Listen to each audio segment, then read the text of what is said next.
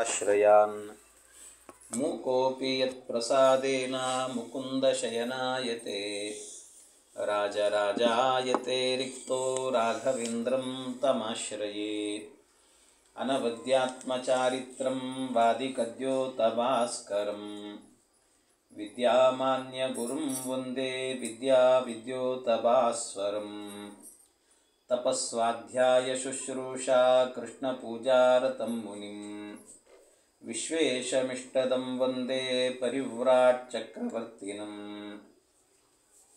ಜನ್ಮಾದ್ಯಸ್ಯ ಯತೋನ್ವಯಾದಿತರತಶ್ಚಾರ್ತೇಷ್ವವಿಘ್ನಸ್ವರಾಟ್ ತೇನೇ ಬ್ರಹ್ಮಹೃದಾಯ ಆದಿಕವಯೇ ಮುಹ್ಯಂತಿ M ಸೂರಯಃ ತೇಜೋ ವಾರಿಮೃದಾಂ ಯಥಾ ವಿನಿಮಯೋ ಯತ್ರ ತ್ರಿಸರ್ಗೋ ಮೃಷಾ ಧಾಮ್ನಾ ಸ್ವೇನ ಸದಾ ನಿರಸ್ತಕುಹಕಂ ಸತ್ಯಂ ಪರಂ ಧೀಮಹಿ ಯಂ ಪ್ರವ್ರಜಂತಮನುಪೇತಮಪೇತಕೃತ್ಯಂ ದ್ವೈಪಾಯನೋ ವಿರಹ ಕಾತರ ಆಜುಹಾವ ಪುತ್ರೇತಿ ತನ್ಮಯತಯಾ ತರವೋಪಿ ನೇದುಃ तं ಸರ್ವಭೂತಹೃದಯಂ ಮುನಿಮಾನತೋಸ್ಮಿ ನಿಗಮಕಲ್ಪತರೋರ್ಗಲಿತಂ ಫಲಂ ಶುಕಮುಖಾದಮೃತದ್ರವಸಂಯುತಂ ಪಿಬತ ಭಾಗವತಂ ರಸಮಾಲಯಂ ಮುಹುರಹೋ ರಸಿಕಾ ಭುವಿ ಭಾವುಕಾಃ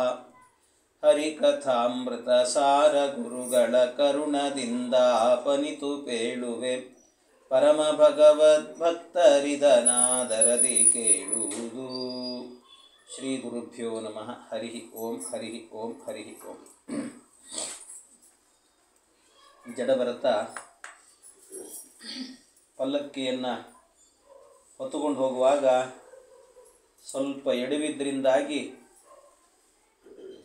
ತೇ ಕರೋಮಿ ಚಿಕಿತ್ಸಾಂ ದಂಡಪಾಣಿರಿವ ಜನತಾಯಾಹ ಅಂತ ಯಮಪಟ್ಟಣಕ್ಕೆ ಕಳಿಸಿಬಿಡ್ತೇನೆ ನಿನ್ನನ್ನು ಅಂತ ರಘುಗಣರಾಜ ಹೇಳಿದರು. ರಘುಗಣರಾಜ ಯಮಪಟ್ಟಣಕ್ಕೆ ಕಳಿಸ್ತೇನೆ ಎಂದಾಗ ಮಾತೇ ಆಡದೇ ಇದ್ದಂತಹ ಜಡಭರತ ಮಾತಾಡಲಿಕ್ಕೆ ಶುರು ಮಾಡಿದ. ಇವನೆಲ್ಲ ವ್ಯಂಗ್ಯ ಮಾತಾಡಿದ. ಪಾಪ ನಿನ್ನ ದೇಹ ಕೃಶವಾಗಿದೆ, ನೀನು ಒಬ್ಬನೇ ಹೊತ್ತುಕೊಂಡ್ಬಂದಿದ್ದಿ ಅಲ್ಲಿಂದ ಇಲ್ಲಿ ತನಕ ಅಂತೆಲ್ಲ ಭಾರಿ ಭಾರಿ ಮಾತಾಡಿದ. ಇಷ್ಟೆಲ್ಲ ಮಾತಾಡಿದರೆ ಜಡಭರತರು ಹೇಳ್ತಾರೆ, ರಾಜನ್ ಸ್ಥೌಲ್ಯಂ ಕಾರ್ಶ್ಯಂ ವ್ಯಾಧಯ ಆಧಯಶ್ಚ. ಈ ದೇಹಕ್ಕೆ ಅಷ್ಟೇ, ಸ್ಥೂಲವಾಗಿರುವುದು ದೇಹ, ಕೃಶವಾಗಿರುವುದು ದೇಹ, ವ್ಯಾಧಿ ಆಧಿ ಇವೆಲ್ಲ ದೇಹಕ್ಕೆ ಬರ್ತದೆ, ಜೀವನಿಗಲ್ಲ ಅಂತ. ದೇಹೇನ ಜಾತಸ್ಯ ಹಿ ಮೇನ ಸಂತಿ, ನನಗಲ್ಲ ಅಂತಂದರು. ಅಷ್ಟೇ ಅಲ್ಲ, ಜೀವನ್ಮೃತತ್ವಂ ನಿಯಮೇನ ರಾಜನ್ ಆದ್ಯಂತವದ್ಯದ್ವಿಕೃತಸ್ಯ ದೃಷ್ಟಂ ಸ್ವಸ್ವಾಮಿ ಭಾವೋ ಧ್ರುವಯೇಷ ಯತ್ರ ತರ್ಹ್ಯಚ್ಯುತೆ ಸಾವಿತಿ ಕೃತ್ಯ ಯೋಗಃ. ನಿನ್ನ ರಾಜಾಜ್ಞೆಯನ್ನು ಉಲ್ಲಂಘನೆ ಮಾಡಿದ್ದೇನೆ ಅಂತ ಹೇಳ್ತಿದ್ದೀಯಲ್ಲ, ನನ್ನನ್ನು ಇವನು ಕರೆದಿದ್ದಂತೆ, ಎಷ್ಟು ಬೈದರೂ ಏನು ಮಾತಾಡಿದರೂ ತಿರುಗಿ ಮಾತಾಡ್ತಿರ್ಲಿಲ್ಲ. ಅದಕ್ಕೆ ಅವನು ಕೇಳಿದ್ನ, ಏನು ಬದುಕಿಯೋ ಸತ್ತಿಯೋ ಅಂತ ಕೇಳಿದ್ನಂತೆ. ಯಾಕೆ ಹೀಗೆ ಮಾಡ್ತಿದ್ದಿ, ಬದುಕಿದ್ದೀಯೋ ಸತ್ತಿಯೋ, ನೀನು ಮಾತೇ ಆಡ್ತಾ ಇಲ್ಲಲ್ಲ ಅಂತ ಬೈದಿದ್ದ. ಅದಕ್ಕೆ ಆ ಜಡಭರತರು ಹೇಳ್ತಾರೆ, ಜೀವನ್ಮೃತತ್ವಂ ನಿಯಮೇನ ರಾಜನ್. ಬದುಕಿದ್ದು ಸತ್ತಿರುವಂತೆ, ಜಗತ್ತಿನಲ್ಲಿ ಎಲ್ಲರೂ ಹಾಗೆ. ಸಾವು ಅಂತ ಹೇಳ್ತಾ ಇದ್ದೀವಲ್ಲ, ನಾಶ ನಾಶ ಅಂತ ಹೇಳ್ತೀವಿ. ಸಾವು ಅಂತಂದರೆ ಯಾವುದಕ್ಕೆ ಸಾವು ಬರ್ತದೆ? ಸಾವು ಯಾವುದಕ್ಕೆ ಬರೋದು? ಸಾವು ಬರೋದು ಅಂತಾದರೆ ಎರಡಿದೆ ನಮ್ಮಲ್ಲಿರುವಂಥದ್ದು. ಒಂದು ದೇಹ, ಇನ್ನೊಂದು ಒಳಗಿರುವ ಜೀವ. ದೇಹಕ್ಕೆ ಸಾವು ಬರ್ತದೋ ಅಥವಾ ಒಳಗಿರುವ ಜೀವನಿಗೆ ಸಾವು ಬರ್ತದೋ? ಯಾಕೆ ಅಂದರೆ, ಮೊದಲನೇದಾಗಿ ದೇಹಕ್ಕೆ ಸಾವು ಬರ್ತದೆ ಅಂದರೆ, ದೇಹ ಅಂದರೆ ಏನು? ದೇಹ ಅಂದರೆ ಮಣ್ಣು, ನೀರು, ಗಾಳಿ, ಆಕಾಶ, ಬೆಂಕಿ ಇದೆ. ಅಂದರೆ ಪಂಚಭೂತಗಳಿಂದ ನಿರ್ಮಿತವಾಗಿರುವಂಥದ್ದು ದೇಹ. ಹಾಗಾದರೆ ಈ ದೇಹ ಏನಾಗ್ತದೆ ಅಂತಂದರೆ, ಮಣ್ಣು ಮಣ್ಣು ಆಗ್ತದೆ, ಗಾಳಿ ಗಾಳಿ ಆಗ್ತದೆ, ಆಕಾಶ ಆಕಾಶ ಆಗ್ತದೆ, ಬೆಂಕಿ ಬೆಂಕಿ ಆಗ್ತದೆ, ಎಲ್ಲ ಅವುಗಳು ಸೇರಿಬಿಡ್ತಾವೆ ಅಷ್ಟೇ. ನೀರು ಆಗ್ತದೆ, ಹೀಗೆಲ್ಲ ಆಗ್ತದೆ. ಹಾಗಾಗಿ ಮಣ್ಣು, ನೀರು, ಗಾಳಿ, ಆಕಾಶ ಇವು ಏನು ನಾಶ ಆಗೋದಿಲ್ಲ. ಇವೇನು ನಾಶ, ದೇಹ ನಾಶ ಇಲ್ಲ. ಹೋಗಲಿ, ಜೀವನಿಗೆ ನಾಶ ಇದೆಯಾ ಅಂತಂದರೆ ಸಮಗ್ರ ಭಗವದ್ಗೀತೆಯಲ್ಲಿ ಹೇಳಿದ್ದೇ ಅದನ್ನು. ಜೀವನಿಗೆ ನಾಶ ಎನ್ನುವಂಥದ್ದಿಲ್ಲ, ಜೀವನಾಶ ಆಗೋದಿಲ್ಲ. ಅವನು ಯಾವಾಗಲೂ ನಿತ್ಯ, ಜೀವ ಅನ್ನುವಂಥವನು ನಿತ್ಯ ಅಂತ ಹೇಳ್ತಾರೆ. ಹಾಗಾಗಿ ಜೀವನೂ ನಿತ್ಯ ಮತ್ತು ಈ ದೇಹವೂ ಕೂಡ ಏನು ನಾಶ ಅಂತ ಆಗೋದಿಲ್ಲ, ಅದು ಅಲ್ಲಲ್ಲೇ ಸೇರಿ ಹೋಗ್ತದೆ. ಹಾಗಾಗಿ ಯಾವುದಕ್ಕೆ ನಾಶ? ಹಾಗಾದ್ರೆ ನಾಶ ಯಾವುದಕ್ಕೆ? ಮತ್ತು ನಾಶ ಎನ್ನುವಂಥದ್ದು ಯಾರಿಗೂ ಇಲ್ಲ. ಇನ್ನಷ್ಟೇ ಅಲ್ಲ, ಜಗತ್ತಿನಲ್ಲಿ ಎಲ್ಲರೂ ಕೂಡ ಬದುಕ್ತಿದ್ದಾರಲ್ಲ, ಬದುಕುವವರೆಲ್ಲರೂ ಕೂಡ ಹೇಗಿದ್ದಾರೆ ಅಂತಂದರೆ ಅವರೆಲ್ಲರೂ ಕೂಡ ಒಂದು ರೀತಿಯಲ್ಲಿ ಹೇಳಬೇಕು ಅಂತಂದರೆ ಅವರೆಲ್ಲ ಬದುಕುವಂಥ ವ್ಯಕ್ತಿಗಳೆಲ್ಲರೂ ಕೂಡ ಸತ್ತೇ ಬದುಕ್ತಿದ್ದಾರೆ. ಎಲ್ಲರೂ ಸತ್ತು ಬದುಕ್ತಿದ್ದಾರೆ. ಸತ್ತು ಬದುಕ್ತಿದ್ದಾರೆ, ಯಾವುದು ನಾಶ ಆಗೋದಿಲ್ಲ, ಈ ರೀತಿ ಇರುವಂಥದ್ದು. ಹೀಗಾಗಿ ನೀನು ನನ್ನನ್ನೇ ಯಮಪಟ್ಟಣಕ್ಕೆ ಕಳಿಸ್ತೇನೆ, ನಿನ್ನನ್ನು ಕೊಂದು ಬಿಡ್ತೇನೆ ಅಂತ ಹೇಳ್ತಿದ್ದೀಯಲ್ಲ, ಯಾರನ್ನು ಕೊಲ್ತೀನಿ ನೀನು ಅಂತ ಕೇಳ್ತಾರೆ. ಯಾರನ್ನು ಕೊಲ್ತೀನಿ? ಒಬ್ಬ ವ್ಯಕ್ತಿ ಇನ್ನೊಬ್ಬನ ಕೊಲ್ಲೋದು ಮಾಡೋದು ಅಂತ ಆದರೆ ಎಲ್ಲಿ ಆಗ್ತದೆ? ಇದೆಲ್ಲವೂ ಕೂಡ ಸಾಧ್ಯನೇ ಇಲ್ಲ. ಆದ್ದರಿಂದ ಜಡಭರತರು ಇಲ್ಲಿ ಹೇಳುವಂಥ ಮಾತು ಅಂದರೆ ಪ್ರತಿಯೊಬ್ಬ ಮನುಷ್ಯನೂ ಕೂಡ ಸುಮ್ಮನೆ ಉಸಿರಾಡ್ತಿದ್ದಾನಷ್ಟೇ, ಯಾರೂ ಕೂಡ ಬದುಕ್ತಾ ಇಲ್ಲ ಜೀವನದಲ್ಲಿ. ಬದುಕು ಅಂತಂದರೆ ಯಾವುದು ಗೊತ್ತಾ? ಬದುಕು ಅಂತಂದರೆ ಪ್ರಾಣದೇವರು ಬದುಕ್ತಾರೆ ನೋಡ್ರಿ, ಹನುಮಂತ ದೇವರು ಬದುಕ್ತಾರಲ್ಲ, ಹಾಗೆ ಬದುಕಬೇಕಂತ. ಎಷ್ಟೇ ಕಥಾ ಸೇವಕ ಏವ ಸರ್ವದಾ ಅವ್ರು ಹೇಳುತ್ತಾರೆ. ನಾನು ರಾಮದೇವ್ರು ಕೇಳಿದ್ರಂತೆ, ಅಲ್ಲೋ ಹನುಮಂತ ಏನು ವರ ಬೇಕೋ ನಿನಗೆ ಅಂತ ಕೇಳಿದರೆ ಅವ್ರು ಹೇಳುತ್ತಾರೆ, ನಾನು ಚೆನ್ನಾಗಿ ಬದುಕಬೇಕು ಅಂತಂದ್ರಂತೆ. ಚೆನ್ನಾಗಿ ಬದುಕಬೇಕು ಅಂತ. ಚೆನ್ನಾಗಿ ಬದುಕೋದು ಅಂದ್ರೆ ಏನು ಏನು ಅಂತಂದ್ರೆ ಅವ್ರು ಹೇಳ್ತಾರೆ, ಎಷ್ಟೇ ಕಥಾ ಸೇವಕ ಏವ ಸರ್ವದಾ, ಸದಾ ಕಾಲವೂ ಕೂಡ ನಿನ್ನ ಗುಣಗಾನವನ್ನ, ನಿನ್ನ ಕಥಾಮೃತವನ್ನ ನನ್ನ ಬಾಯಿಂದ ಹೇಳುವ ಯೋಗ ಕೊಡು, ಇದೇ ನನ್ನ ಬದುಕು ಅಂತ ಹೇಳಿದರು. ಇದೇ ಬದುಕು. ದೇವರನ್ನು ಹಾಡೋದಿದೆಯಲ್ಲ, ಇದಕ್ಕಿಂತ ದೊಡ್ಡ ಬದುಕಿಲ್ಲ, ಇದೇ ದೊಡ್ಡ ಬದುಕು. ಆದ್ದರಿಂದ ಇದೇ ನನ್ನ ಜೀವನ ಆಗಬೇಕು ಅಂತ ಕೇಳಿದ್ರಂತೆ. ಈ ರೀತಿಯಲ್ಲಿ ಹನುಮಂತ ದೇವರು ಕೇಳುತ್ತಾರೆ. ಹಾಗೆ ಬದುಕು ಅಂತಂದರೆ ಯಾವುದು ಬದುಕು ಅಂತಂದರೆ, ಸುಮ್ಮನೆ ಬದುಕಿದರೆ ಅದು ಏನಂದರೆ ಉಸಿರಾಡಿದಂತೆ ಅಷ್ಟೇ. ಸುಮ್ಮನೆ ಬದುಕೋದು, ತಿನ್ನೋದು, ಉಣ್ಣೋದು ಇದೇ ಇತ್ತು ಅಂದರೆ ಅದು ಉಸಿರಾಡೋದು ಅಂತ ಅರ್ಥ. ಬದುಕು ಅಂತ ಹೇಳಿದರೆ ಯಾವುದು ಅಂದರೆ, ಬದುಕು ಅಂದರೆ ಇದು ಯಾವುದು ಅಲ್ಲ, ಮತ್ತೇನು ಅಂದರೆ ಎಷ್ಟೇ ಕಥಾ ಸೇವಕ ಏವ ಸರ್ವದ, ನಿನ್ನನ್ನು ನಿರಂತರವಾಗಿ ಗುಣಗಾನ ಮಾಡೋದು, ಪರಮಾತ್ಮನ ಗುಣಗಾನ, ಹಾಗೆ ಬದುಕಬೇಕು, ಅದು ಬದುಕು ಅಂತ ಅನಿಸಿಕೊಳ್ಳುತ್ತದೆ.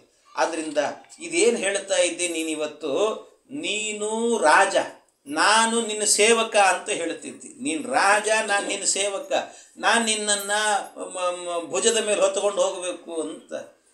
ಎಷ್ಟು ಮಂದಿ ಈ ಪಲ್ಲಕ್ಕಿಯಲ್ಲಿ ಕೂತು ಹೋಗಿದ್ದಾರೆ ಅಂತ ಕೇಳ್ತಾನೆ. ಎಷ್ಟು ಮಂದಿ ಈ ಪಲ್ಲಕ್ಕಿಯಲ್ಲಿ ಕೂತು ಹೋಗಿದ್ದಾರೆ? ಈಗ ನೀನು ಕೂತಿದ್ದಿ, ನಿನಗಿಂತ ಹಿಂದೆ ಎಷ್ಟೋ ಜನ ಕೂತಿದ್ದಾರೆ ಈ ಪಲ್ಲಕ್ಕಿಯಲ್ಲಿ, ಅವರೆಲ್ಲರೂ ಕೂಡ ಹೋಗಿ ಆಗಿದೆ. ಎಲ್ಲಿ ತನಕ? ಇದ್ಯಾವುದು ಶಾಶ್ವತ ಅಲ್ಲ, ಇದ್ಯಾವುದು ಶಾಶ್ವತ ಅಲ್ಲ. ನೀನು ಪಲ್ಲಕ್ಕಿಯಲ್ಲಿ ಕೂತಿದ್ದಿ ಅನ್ನೋದು ಶಾಶ್ವತ ಅಲ್ಲ. ಇವತ್ತು ನೀನು ಕೂತಿದ್ದಿ, ನಾಳೆ ಇನ್ಯಾರೋ ಕೂಡ್ತಾರಷ್ಟೆ. ನಿನಗಿಂತ ಮೊದಲು ಇನ್ಯಾರೋ ಕೂತಿದ್ದಾರೆ, ಯಾರು ಶಾಶ್ವತ ಅಲ್ಲ. ಹೇಳಬೇಕು ಅಂದರೆ ನಿಮ್ಮೆಲ್ಲರಿಗಿಂತ ಸ್ವಲ್ಪ ಜಾಸ್ತಿ ಶಾಶ್ವತ ಅಂತ ಅಂದ್ಕೊಳ್ಬೇಕು. ಯಾವುದು? ಈ ಪಲ್ಲಕ್ಕಿ. ಸ್ವಲ್ಪ ದಿವಸ ಆದರೂ ಇರ್ತದದು. ನೀನು ಅದು ಅಲ್ಲ ಅಂತಂದು, ನೀನು ಅದು ಅಲ್ಲ.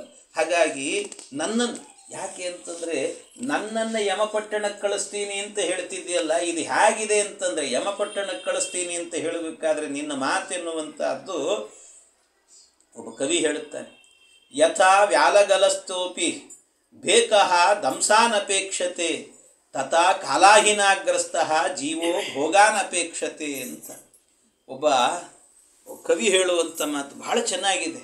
ಏನು ಅಂದರೆ, ಮನುಷ್ಯ ಒಂದು ಆಡಳಿತದಲ್ಲಿದ್ದಾನೆ ಅಂತಂದು ಕೂಡ ನಾನು ಶಾಶ್ವತ ಅಂತ ತಿಳ್ಕೊಂಡ್ಬಿಡ್ತಾನೆ. ನಾನೇ ಇದನ್ನೆಲ್ಲ ಆಳುವಂಥವನು ಅಂತ ಯಾರೂ ಅಲ್ಲ, ಭಗವಂತ ಆಳ್ತಿರ್ತಾನಷ್ಟೇ. ನಮ್ಮನ್ನೆಲ್ಲ ಆಳುವವನು ಪರಮಾತ್ಮ, ನಾವು ತಿಳ್ಕೊಂಡ್ಬಿಡ್ತೀವಿ. ಯಥಾ ವ್ಯಾಲಗಲಸ್ತ್ಯೋಪಿ ಬೇಕಃ ದಂಸಾನಪೇಕ್ಷತೆ ಅಂತ ಹೇಳುತ್ತಾರೆ. ಒಂದು ಕಪ್ಪೆ ಇತ್ತಂತೆ. ಆ ಕಪ್ಪೆ ಏನಾಯಿತು ಅಂದರೆ, ಅಕಸ್ಮಾತ್ ಅದು ಮುಂದಿನಿಂದ ಹೋಗ್ತಿತ್ತಂತೆ. ಮುಂದೆ ಹೋಗ್ತಿರುವಾಗ ಹಿಂದಿನಿಂದ ಒಂದು ಹಾವು ಬಂತಂತೆ. ಹಾವು ಬಂದು ಆ ಕಪ್ಪೆಯನ್ನು ಹೀಗೆ ನುಂಗಿತ್ತಂತೆ. ನುಂಗಿದಾಗ ಅದೇನಾಗಿದೆ ಅಂದರೆ, ಕಪ್ಪೆ ಹಾವಿನ ಬಾಯಲ್ಲಿ ಸಿಗಾಕೊಂಡಿದೆ. ಆದರೆ ಕಪ್ಪೆಯ ಮುಖ ಮಾತ್ರ ಮುಂದೆ ಇತ್ತಂತೆ. ಆ ಮುಂದೆ ಇದ್ದಾಗ ಅದು ಏನು ಮಾಡ್ತಿದೆ ಅಂತೆ, ಕಪ್ಪೆ ಅದು ಸಿಗಾಕೊಂಡಿರೋದು ಹಾವಿನ ಬಾಯಲ್ಲಿ ಇನ್ನೇನು ಒಂದು ಕ್ಷಣದಲ್ಲಿ ನುಂಗಿಬಿಡುತ್ತದೆ. ಅಂಥ ಕಾಲದಲ್ಲಿ ಕಪ್ಪೆ ಯೋಚನೆ ಮಾಡಿತ್ತಂತೆ, ನಾನು ತಿನ್ಲಿಕ್ಕೆ ಎಲ್ಲಿಯಾದರೂ ಒಂದು ಸೊಳ್ಳೆ ಸಿಗ್ತದ ಅಂತ ಹುಡುಕ್ತಿತ್ತಂಥದ್ದು. ಹೇಗಿದೆ ಹೇಳಿ? ನಾನು ತಿನ್ಲಿಕ್ಕೆ ಎಲ್ಲಿಯಾದರೂ ಕೂಡ ಸೊಳ್ಳೆ ಸಿಗುತ್ತದ ಅಂತ ಹುಡುಕ್ತಂದು. ಯಥಾ ವ್ಯಾಲಗಲಸ್ತ್ಯೋಪಿ ಬೇಕಃ ದಂಸಾನಪೇಕ್ಷತೆ ಅಂತ. ಅದೇ ರೀತಿಯಲ್ಲಿ ತಥಾ ಕಾಲಾಹೀನಾಗ್ರಸ್ತಃ ಜೀವೋ ಭೋಗಾನಪೇಕ್ಷತೆ ಅಂತ. ಅದೇ ರೀತಿಯಲ್ಲಿ ಮನುಷ್ಯನೂ ಕೂಡ ಕಾಲಾಹೀನ, ಈ ಕಾಲ ಎನ್ನುವಂಥ ಸರ್ಪಕ್ಕೆ ಒಳಗಾಗಿದ್ದಾನೆ. ಒಂದೊಂದು ದಿವಸ ಕಳೀತದೆ ಅಂತಂದರೆ, ಒಂದು ದಿನ ಕಳೀತದೆ ಅಂದರೆ ಅವನ ಆಯುಷ್ಯ ಹೋಗ್ತಾ ಇರ್ತದೆ, ಗೊತ್ತಾಗಲ್ಲ ಮನುಷ್ಯನಿಗೆ.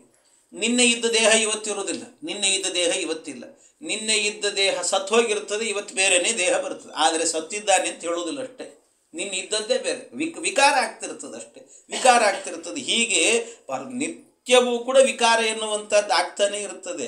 ಆದರೂ ಇಷ್ಟೆಲ್ಲ ಆಗಿ ನಿತ್ಯವೂ ಕೂಡ ಎಲ್ಲಿ ಹೋಗ್ತಿದ್ದಾನೆ ಮನುಷ್ಯ ಅಂದರೆ ಕಾಲಾಹೀನಾಗ್ರಸ್ತ, ಕಾಲಸರ್ಪದ ಕೈಯಲ್ಲಿ ಸಿಗಾಕೊಂಡಿದ್ದಾನೆ. ಯಾವತ್ತದು ನುಂಗುತ್ತದೋ ಗೊತ್ತಿಲ್ಲ.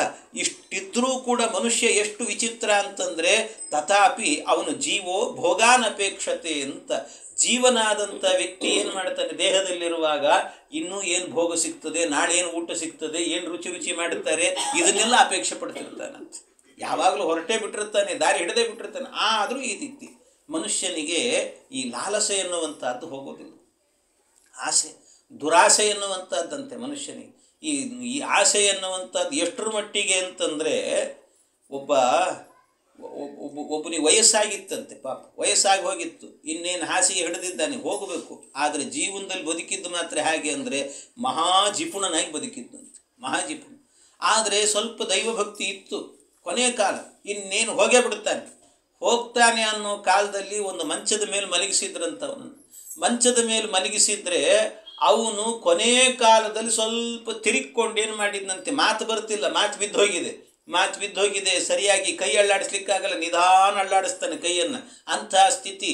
ಆ ಕಾಲದಲ್ಲಿ ಇದ್ದಕ್ಕಿದ್ದಾಗೆ ಒಂದ್ಸರಿ ತಿರುಗಿದ್ರೆ ದೇವ್ರ ಕೋಣೆ ಕಾಣಿಸ್ತು. ಮಕ್ಕಳನ್ನೆಲ್ಲ ಜೋರು ಶಬ್ದ ಮಾಡಿ ಕರೆದ್ನಂತೆ, ಅಲ್ಲೋಡು ದೇವ್ರು ನೋಡು.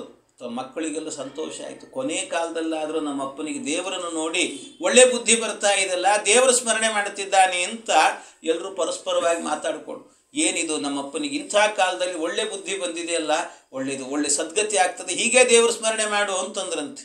ಈ ಮಕ್ಕಳಿಗೆ ಏನು ಹೇಳಿದ್ರು ಅರ್ಥ ಆಗ್ತಿಲ್ಲಲ್ಲ ಅಂತ ಕೊನೆಗೆ ಮಾತು ಬಿದ್ದೋಗಿದೆ, ಸಿಟ್ಟು ಬಂತು, ತಡಿಲಿಕ್ಕಾಗಲಿಲ್ಲ. ಒಂದು ಸರ್ತಿ ಧ್ವನಿಯನ್ನು ಒಳಗಿಂದ ತಂದುಕೊಂಡು ಒಮ್ಮೆ ಹೇಳಿದ್ನಂತೆ, ನಾನು ಹೇಳಿದ ದೇವ್ರ ಬಗ್ಗೆ ಅಲ್ಲ, ದೇವ್ರ ಕೋಣೆಯಲ್ಲಿ ದೀಪ ಜೋರಾಗಿ ಉರಿತಿದೆ, ಎಣ್ಣೆ ಜಾಸ್ತಿ ಖರ್ಚಾಗ್ತದೆ ನೋಡು ಅಂತ. ಸಣ್ಣದು ಮಾಡೋದನ್ನ ಅಂತ. ಅಂದರೆ ಮನುಷ್ಯನಿಗೆ ಇನ್ನೇನು ಸಾಯ್ತಿದ್ದೇನೆ ಅಂದರೂ ಕೂಡ ಇನ್ನೂ ಎಣ್ಣೆ ಉಳಿಸ್ಬೇಕು ಅಂತ ಇರ್ತದೆ. ಏನು ಹೇಳೋದು? ಹಾಗೆ ಮನುಷ್ಯನಾದವನು ಈ ರೀತಿ ಬದುಕು. ಪ್ರತಿಯೊಬ್ಬ ಜೀವನೂ ಕೂಡ ಹೀಗೆ ಅಂತೆ ಆ ದೇಹದಲ್ಲಿದ್ದಾಗ. ಆದ್ದರಿಂದಾಗಿ ನನ್ನನ್ನು ನೀನು ಯಮಪಟ್ಟಣಕ್ಕೆ ಕಳಿಸ್ತೀನಿ ಅಂತ ಹೇಳ್ತಿದ್ದೀಯಲ್ಲ, ನೀನೇ ಕಾಲಾಹೀನಾಗ್ರಸ್ತ, ನೀನೇ ಒಂದರಲ್ಲಿ ಸಿಗಾಕೊಂಡಿದ್ದಿ, ನನ್ನನ್ನೆಲ್ಲೋ ಕಳಿಸ್ತೀನಿ ನೀನು ಅಂತ ಹೇಳ್ತಾರೆ. ನನ್ನನ್ನೆಲ್ಲಿ ಕಳಿಸ್ತಿದ್ದಿ ನೀನು? ಮತ್ತಷ್ಟೇ ಅಲ್ಲ, ನನಗೆ ಚಿಕಿತ್ಸೆ ಮಾಡ್ತೀನಿ ಅಂತ ಹೇಳಿದೆಲ್ಲ, ಚಿಕಿತ್ಸೆ ಮಾಡ್ತೇನೆ ಅಂತಂದರೆ ನನಗೆಲ್ಲಿ ಚಿಕಿತ್ಸೆ ಮಾಡುತ್ತೆ?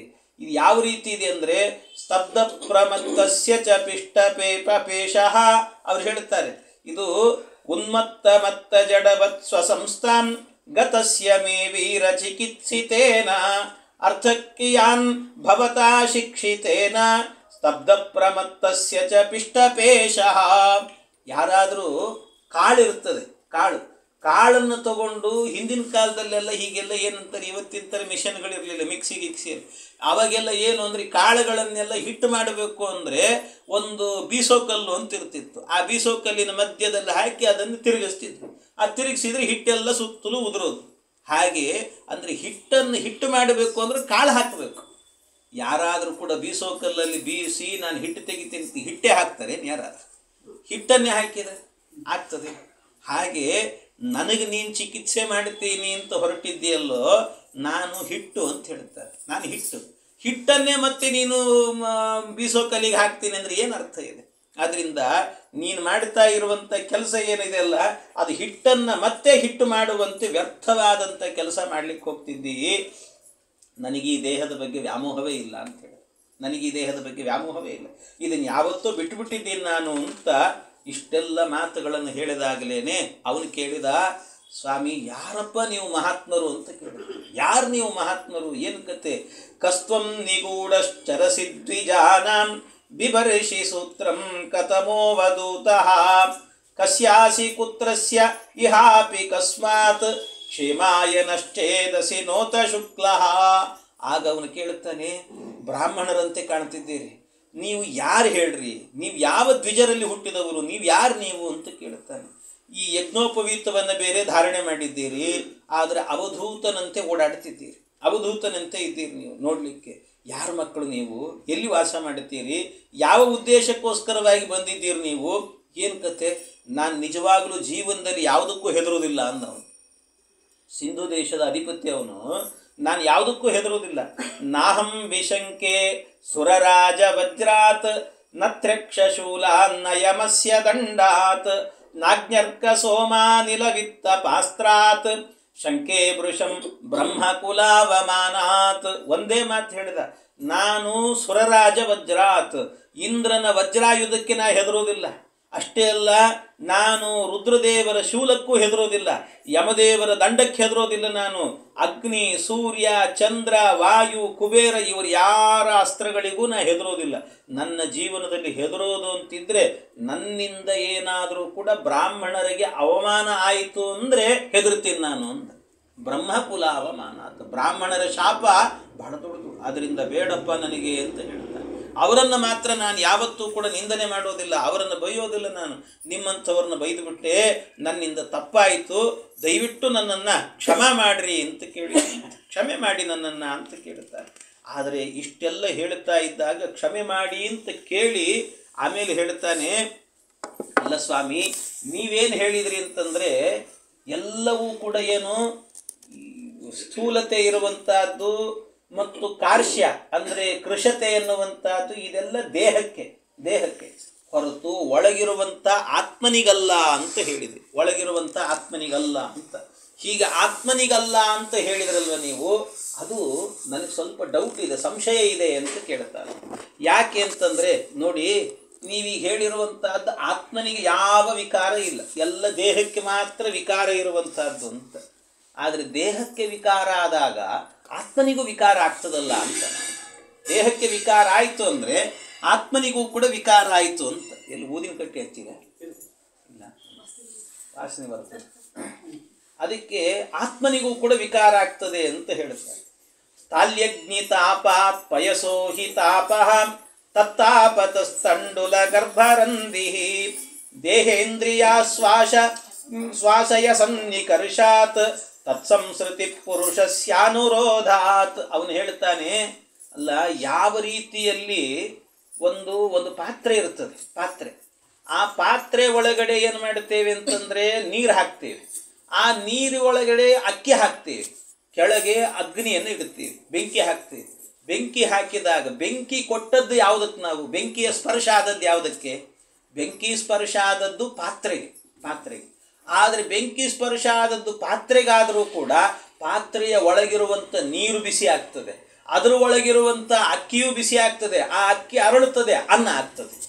ಹಾಗೆಯೇ ಈ ದೇಹಕ್ಕೆ ಮಾತ್ರ ವಿಕಾರ ಅಂದರೆ, ದೇಹಕ್ಕೆ ವಿಕಾರ ಆಯಿತು ಅಂದಾಗ, ದೇಹಕ್ಕೆ ಏನಾದರೂ ಆಯಿತು ಅಂದರೆ ಸ್ಥೌಲ್ಯ, ಕಾರ್ಶ್ಯ, ವ್ಯಾಧಿ, ಆಧಿ ಇದೆಲ್ಲ ಏನಿದೆ ಅಲ್ವಾ, ಇದೆಲ್ಲ ದೇಹಕ್ಕೆ ಬರ್ತದೆ. ಅಂದರೆ ಯಾವ ರೀತಿಯಾಗಿ ದೇಹಕ್ಕೆ ಈ ಪಾತ್ರೆಗೆ ಸ್ಪರ್ಶವಾದಂಥ ಬೆಂಕಿಯಿಂದ ಒಳಗಿರುವ ನೀರು ಬಿಸಿ ಆಗ್ತದೆ, ಅದರೊಳಗಿರುವ ಅಕ್ಕಿ ಅನ್ನ ಆಗ್ತದೆ. ಅದೇ ರೀತಿಯಲ್ಲಿ ದೇಹಕ್ಕೆ ಆದಂಥ ವಿಕಾರಗಳೆಲ್ಲವೂ ಕೂಡ ಒಳಗಿರುವಂತಹ ಆತ್ಮನಿಗೂ ಕೂಡ ಆಗ್ತದಲ್ಲ.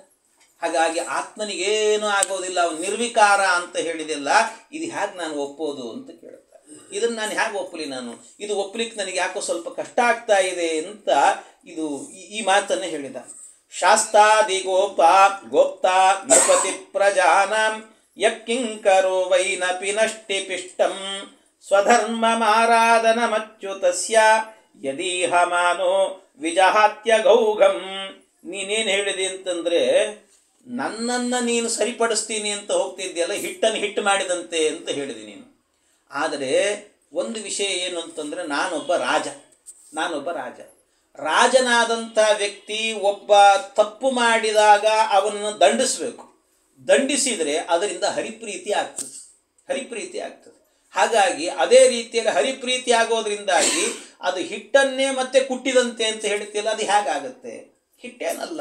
ಅದರಿಂದಾಗಿ ನಾನು ಮಾಡಿದ್ದು ಸರಿ ಇದೆ ಅಲ್ವಾ ಅಂತ ಒಂದೆರಡು ಪ್ರಶ್ನೆಗಳನ್ನೆಲ್ಲ ಹೀಗೆಲ್ಲ ಕೇಳಿದ ನಂತರ, ಇಷ್ಟು ಕೇಳುವಾಗ ಎಲ್ರಿಗೂ ಅನ್ನಿಸ್ತದೆ, ಹೌದಲ್ಲ ಇದೆಲ್ಲ ಅಂತ ಅನ್ನಿಸ್ತದೆ. ಅವ್ನು ಕೇಳ್ತಾ ಇರಬೇಕಾದ್ರೆ ಹೌದು, ಯಾಕೆಂದರೆ ಬೆಂಕಿ ಹಚ್ಚಿದಾಗ ಒಳಗಿರುವ ನೀರು ಬಿಸಿ ಆಯಿತು, ಅನ್ನ ಆಯಿತು, ಮತ್ತು ಒಳಗೂ ವಿಕಾರ ಆಗ್ತದಲ್ಲ ಅಂತ ಒಳ್ಳೆ ದೃಷ್ಟಾಂತ ಕೊಟ್ಟಿದ್ದಾರೆ.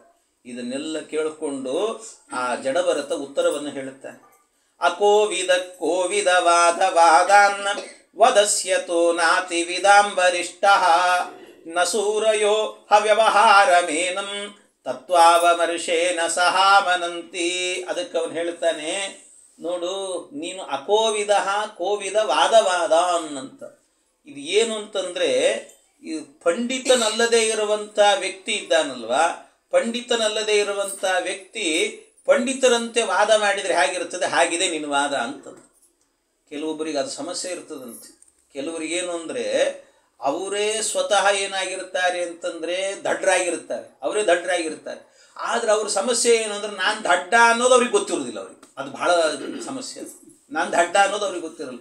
ನಾನು ಹೇಳಿದ್ದೇ ಸರಿ ಅಂತ ಬೇರೆ ವಾದ ಮಾಡ್ತಿರ್ತಾರೆ. ಇದು ಬಹಳ ಜನರ ರಗಳೆ ಇದೆ, ಎಲ್ಲವೂ ಕೂಡ ಬಹಳ ಕಷ್ಟ ಆಗಿಬಿಡ್ತದೆ. ಇದು ಮೊದಲಿಗೆ ಏನಾಗಬೇಕು ಅಂತಂದರೆ, ಅವರಿಗೆ ಅಜ್ಞಾನ ಇರ್ತದೆ, ಆದರೆ ಅವರಿಗೆ ಅಜ್ಞಾನ ಇದೆ ಅನ್ನುವ ಜ್ಞಾನ ಇರಲ್ಲ. ನೋಡ್ರಿ, ಅದು ದೊಡ್ಡ ಸಮಸ್ಯೆ. ಅಜ್ಞಾನ ಇದೆ ಅನ್ನುವ ಜ್ಞಾನ ಇರಬೇಕು ಮೊದಲು. ನನಗೇನು ಗೊತ್ತಿಲ್ಲಪ್ಪ ಅನ್ನುವ ತಿಳುವಳಿಕೆ ಇರಬೇಕು ಮೊದಲು. ಅದು ಇರಲಿಲ್ಲ ಅಂದ್ರೆ ಬಹಳ ಕಷ್ಟ.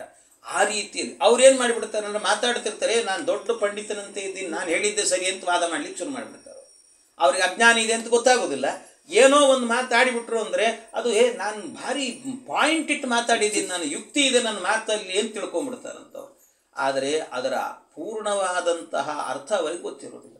ಆದ್ದರಿಂದ ಆ ಜಡಭರತ ಹೇಳ್ತಾನೆ, ನೋಡು, ನೀನು ಹೇಳ್ತಿದ್ದೀಯಲ್ಲ ಇದು ಸರಿಯಲ್ಲ. ನಸೂರಯೋಹ ವ್ಯವಹಾರ ಮೇನಂ, ಜ್ಞಾನಿಗಳು ಯಾರೂ ಕೂಡ ಇದನ್ನು ಒಪ್ಪೋದಿಲ್ಲ ಅಂತ ಹೇಳ್ತಾನೆ. ಜ್ಞಾನಿಗಳು ಯಾರೂ ಕೂಡ ಈ ವ್ಯವಹಾರವನ್ನು ಒಪ್ಪೋದಿಲ್ಲ. ಯಾಕೆ ಅಂದರೆ, ಜೀವ ಅಸ್ವತಂತ್ರ, ಜೀವ ಅಸ್ವತಂತ್ರ. ಭಗವಂತ ಮಾತ್ರ ಸರ್ವತಂತ್ರ ಸ್ವತಂತ್ರ, ಪರಮಾತ್ಮ ಮಾತ್ರ ಸ್ವತಂತ್ರ. ಅವನು ಕೊಟ್ಟ ಸ್ವಾತಂತ್ರ್ಯದಲ್ಲಿ ನಾವು ಬದುಕ್ತಿದ್ದೀವಿ. ಕೊಟ್ಟ ಸ್ವಾತಂತ್ರ್ಯ ಅಂದರೆ ದತ್ತ ಸ್ವಾತಂತ್ರ್ಯ ಅಂತ ಹೇಳ್ತಾರೆ. ಅವನು ಕೊಟ್ಟದ್ದಷ್ಟೇ, ಅವನು ಕೊಟ್ಟದ್ರಲ್ಲಿ ನಾವು ಬದುಕ್ತಿದ್ದೀವಿ. ನಮ್ಮಲ್ಲಿ ಒಂದು ಸ್ವಾತಂತ್ರ್ಯ ಅನ್ನುವಂಥದ್ದು ಇಲ್ಲವೇ ಇಲ್ಲ. ನಾವು ಏಳಬೇಕು ಅಂದರೂ ನಮಗೆ ಸಾಮರ್ಥ್ಯ ಇಲ್ಲ. ಒಂದು ಲೋಟ ನೀರು ಕುಡಿಬೇಕು ಅಂದರೂ ಸಾಮರ್ಥ್ಯ ಇಲ್ಲ.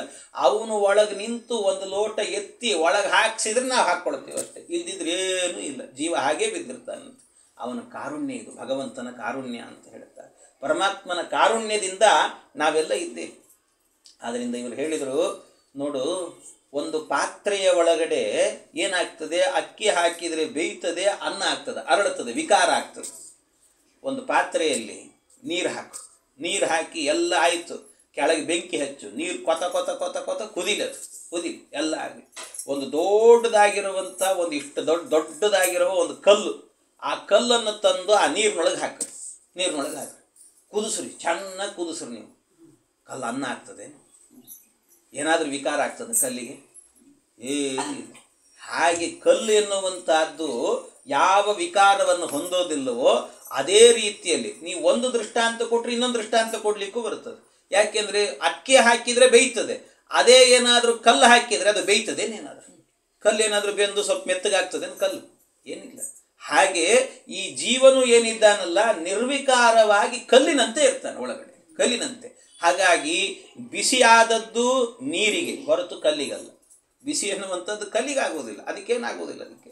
ಹಾಗಾಗಿ ಇದೆಲ್ಲವೂ ಕೂಡ ಏನಿದೆ ಅಲ್ವಾ, ಇದು ಒಳಗಡೆ ಇರುವಂಥ ಜೀವನಿಗೆ ಯಾವ ವಿಕಾರವೂ ಆಗೋದಿಲ್ಲ ಅಂತ ಇದು ದೃಷ್ಟಾಂತ ಅಂತ ಹೇಳ್ತಾನೆ. ಈ ರೀತಿಯೆಲ್ಲ ಹೇಳಿ ಅವನಿಗೆ ತತ್ವಜ್ಞಾನಗಳನ್ನು ಉಪದೇಶ ಮಾಡ್ತಾ ಇದ್ದಾಗ ಅದಕ್ಕೆ ಇದನ್ನೆಲ್ಲ ಕೇಳಿದಂಥ ಅವನು ಹೇಳ್ತಾನೆ, ಇನ್ನೂ ಹೇಳಿದ ಮತ್ತೆ, ನತಸ್ಯ ತತ್ವಗ್ರಹಣಾಯ ಸಾಕ್ಷಾತ್ ವರೀಯಸೀರಪಿ ವಾಚಸ್ಸಮಾಸನ್ನ ಸ್ವಪ್ನೇ ನಿರುಕ್ತ್ಯಾ ಗೃಹಮೇಧ ಸೌಖ್ಯಂ ನಯಸ್ಯ ಹೇಯಾನುಮಿತಂ ಸ್ವಯಂ ಸ್ಯಾತ್. ಈ ಗೃಹಸ್ಥಾಶ್ರಮ ಎನ್ನುವಂಥದ್ದು ಇದೆಯಲ್ವಾ, ಈ ಗೃಹಸ್ಥಾಶ್ರಮ ಎನ್ನುವಂಥದ್ದು ಇದು ಸ್ವಪ್ನ ಇದ್ದಂತೆ ಅಂತ ಹೇಳ್ತಾರೆ. ಸ್ವಪ್ನದಂತೆ ಅಂದರೆ ಅಲ್ಪ ಅಸ್ಥಿರ.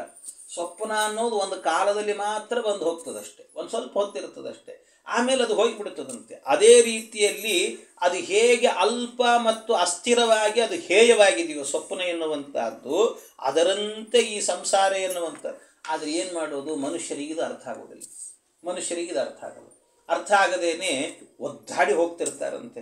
ಅದರಿಂದ ಇದರಲ್ಲೇ ಬಿದ್ದುಕೊಂಡು ಇದು ಶಾಶ್ವತ ಅಂತ ತಿಳ್ಕೊತಾರೆ, ಇದು ಚೆನ್ನಾಗಿದೆ ಅಂತ ತಿಳ್ಕೊಳ್ತಾರಂತೆ. ಹೀಗೆ ಬದುಕ್ತಾರೆ ಎಲ್ಲರೂ ಕೂಡ ಮನುಷ್ಯರು. ಆದ್ದರಿಂದ ಬೇಡ, ಇದನ್ನು ಅರ್ಥ ಮಾಡಿಕೊಂಡು ಬದುಕಬೇಕು ಅಂತ ಹೀಗೆ ನಮ್ಮ ಒಳಗೆ ಅಲ್ಲ ಜೀವನಿಗೆ ಯಾವ ವಿಕಾರವೂ ಕೂಡ ಇಲ್ಲ ಅಂತಂದ್ರಿ, ಮತ್ತೆ ಈ ಸುಖ ದುಃಖ ಇದೆಲ್ಲವೂ ಕೂಡ ಅನ್ನಿಸ್ತಾ ಇದೆಯಲ್ಲ, ಇದು ಯಾರಿಗೆ ಅಂತ ಕೇಳಿದರೆ ಈ ಸುಖ ದುಃಖ ಅನ್ನುವಂಥದ್ದು ಇದೆಲ್ಲ ಏನಿದೆ, ದುಃಖಂ ಸುಖಂ ವ್ಯತಿಮಿಶ್ರಂಚ ತೀವ್ರಂ ಕಾಲೋಪಪನ್ನಂ ಫಲಮಾವ್ಯನಕ್ತಿ ಆಲಿಂಗ್ಯ ಮಾಯಾ ರಚಿತಾಂತರಾತ್ಮ ಸ್ವದೇಹಿನಂ ಸಂಸ್ಕೃತಿ ಚಕ್ರಕೂಟಂ. ಏನು ಅಂತಂದರೆ ಈ ಸುಖ ಮತ್ತು ದುಃಖ ಅನ್ನುವಂಥದ್ದು ಚಕ್ರ ಇದ್ದಂತೆ, ಸಂಕ್ರಮಣ, ಅದು ನಿರಂತರವಾಗಿ ಬರ್ತಾ ಇರ್ತದೆ ಹೋಗ್ತಾ ಇರ್ತದೆ, ಬರ್ತಾ ಇರ್ತದೆ ಹೋಗ್ತಾ ಇರ್ತದಂತೆ, ಆ ರೀತಿಯೇ ಇರ್ತದೆ ಈ ಸುಖ ದುಃಖ ಎನ್ನುವಂಥದ್ದು. ಆದರೆ ಈ ಸುಖ ದುಃಖ ಎನ್ನುವಂಥದ್ದು ಯಾಕೆ ಆಗತ್ತೆ ಅಂತಂದರೆ, ಒಳಗಡೆಯಲ್ಲಾಗಬೇಕಾದ್ರೆ ಒಂದು ಲಿಂಗದೇಹ ಅಂತಿದೆ ಒಳಗೆ, ಬಹಳ ದೇಹಗಳಿದ್ದ 25 ದೇಹಗಳನ್ನು ಹೇಳುತ್ತಾರೆ ಒಳಗೆ, ಅದರಲ್ಲಿ ಒಂದು ಲಿಂಗದೇಹ ಅಂತ. ಆ ಲಿಂಗದೇಹದಲ್ಲಿ ಆ ಜೀವನ, ಅದರಲ್ಲಿ ಲಿಂಗದೇಹ ಹೇಗಿರುತ್ತದೆ ಅಂತಂದರೆ ನಿಮಗೆ ಅರ್ಥ ಮಾಡಿಸ್ಬೇಕು ಅಂದರೆ ಸೂಕ್ಷ್ಮ ದೇಹ ಅಂತ ಒಂದಿರ್ತದೆ, ಸೂಕ್ಷ್ಮ ದೇಹ. ಈ ಸೂಕ್ಷ್ಮ ದೇಹ ಮತ್ತು ಲಿಂಗದೇಹ ಇವೆರಡು ಹೇಗಿರ್ತಾವೆ ಅಂತಂದರೆ, ಈ ಹಾಲಿಗೆ ನೀರು ಹಾಕ್ತೀರಿ ನೀವು, ಹಾಲಿಗೆ ನೀರು ಹಾಕ್ತೀರಿ, ಹಾಲಿಗೆ ನೀರು ಹಾಕಿದ ಮೇಲೆ ನೀರು ಮತ್ತು ಹಾಲು ಬೇರ್ಪಡಿಸಿರಿ ಅಂದರೆ ನಿಮ್ಮ ಕೈಲಿ ಆಗ್ತದೆ? ಆಗೋದಿಲ್ಲ, ಎರಡೂ ಹೊಂದ್ಕೊಂಡ್ಬಿಟ್ಟಿರ್ತದೆ, ಅದು ಗೊತ್ತೇ ಆಗೋದಿಲ್ಲ ನಮಗೆ, ಹಂಗಿರ್ತದೆ. ಆ ರೀತಿಯಲ್ಲಿ ಒಳಗಿರುವ ಸೂಕ್ಷ್ಮ ದೇಹ ಮತ್ತು ಲಿಂಗದೇಹ ಅನ್ನೋದು ಒಂದಕ್ಕೊಂದು ಬೆಸೆದುಕೊಂಡು ಹೋಗಿರ್ತದಂಥದ್ದು, ಒಂದಕ್ಕೊಂದು ಬೆಸೆಕೊಂಡ್ಬಿಟ್ಟಿರ್ತದೆ, ಆ ರೀತಿ ಇರ್ತದಂತೆ. ಆದ್ದರಿಂದ ಆ ಜೀವ ಏನಿದ್ದಾನಲ್ಲ, ಈ ಲಿಂಗದೇಹದ ಪ್ರಭಾವದಿಂದಾಗಿ ಮನಸ್ಸಿಗೆ ಏನಾಗುತ್ತಂತೆ, ಏನೇನಾದರೂ ಕೂಡ ಸುಖ ದುಃಖ ಏನಾದರೂ ಕೂಡ ಆ ಲಿಂಗದೇಹ ಮತ್ತು ಸೂಕ್ಷ್ಮ ದೇಹ ಎರಡು ಬೆರೆತುಕೊಂಡಿರ್ತದೆ. ಆದ್ದರಿಂದಾಗಿ ಲಿಂಗದೇಹಕ್ಕಾದ ಕೂಡಲೇ ಇದು ನನಗಾಯಿತು ಅಂತ ತಿಳ್ಕೊತಾನಷ್ಟೇ ಅವನು ನನಗಾಯಿತು ಅಂತ ತಿಳ್ಕೊಳ್ಳೋದ್ರಿಂದಾಗಿ ಅವನಿಗೆ ಸುಖ ದುಃಖ ಇವೆಲ್ಲವೂ ಕೂಡ ಅನ್ನಿಸ್ತಾ ಇರ್ತದೆ.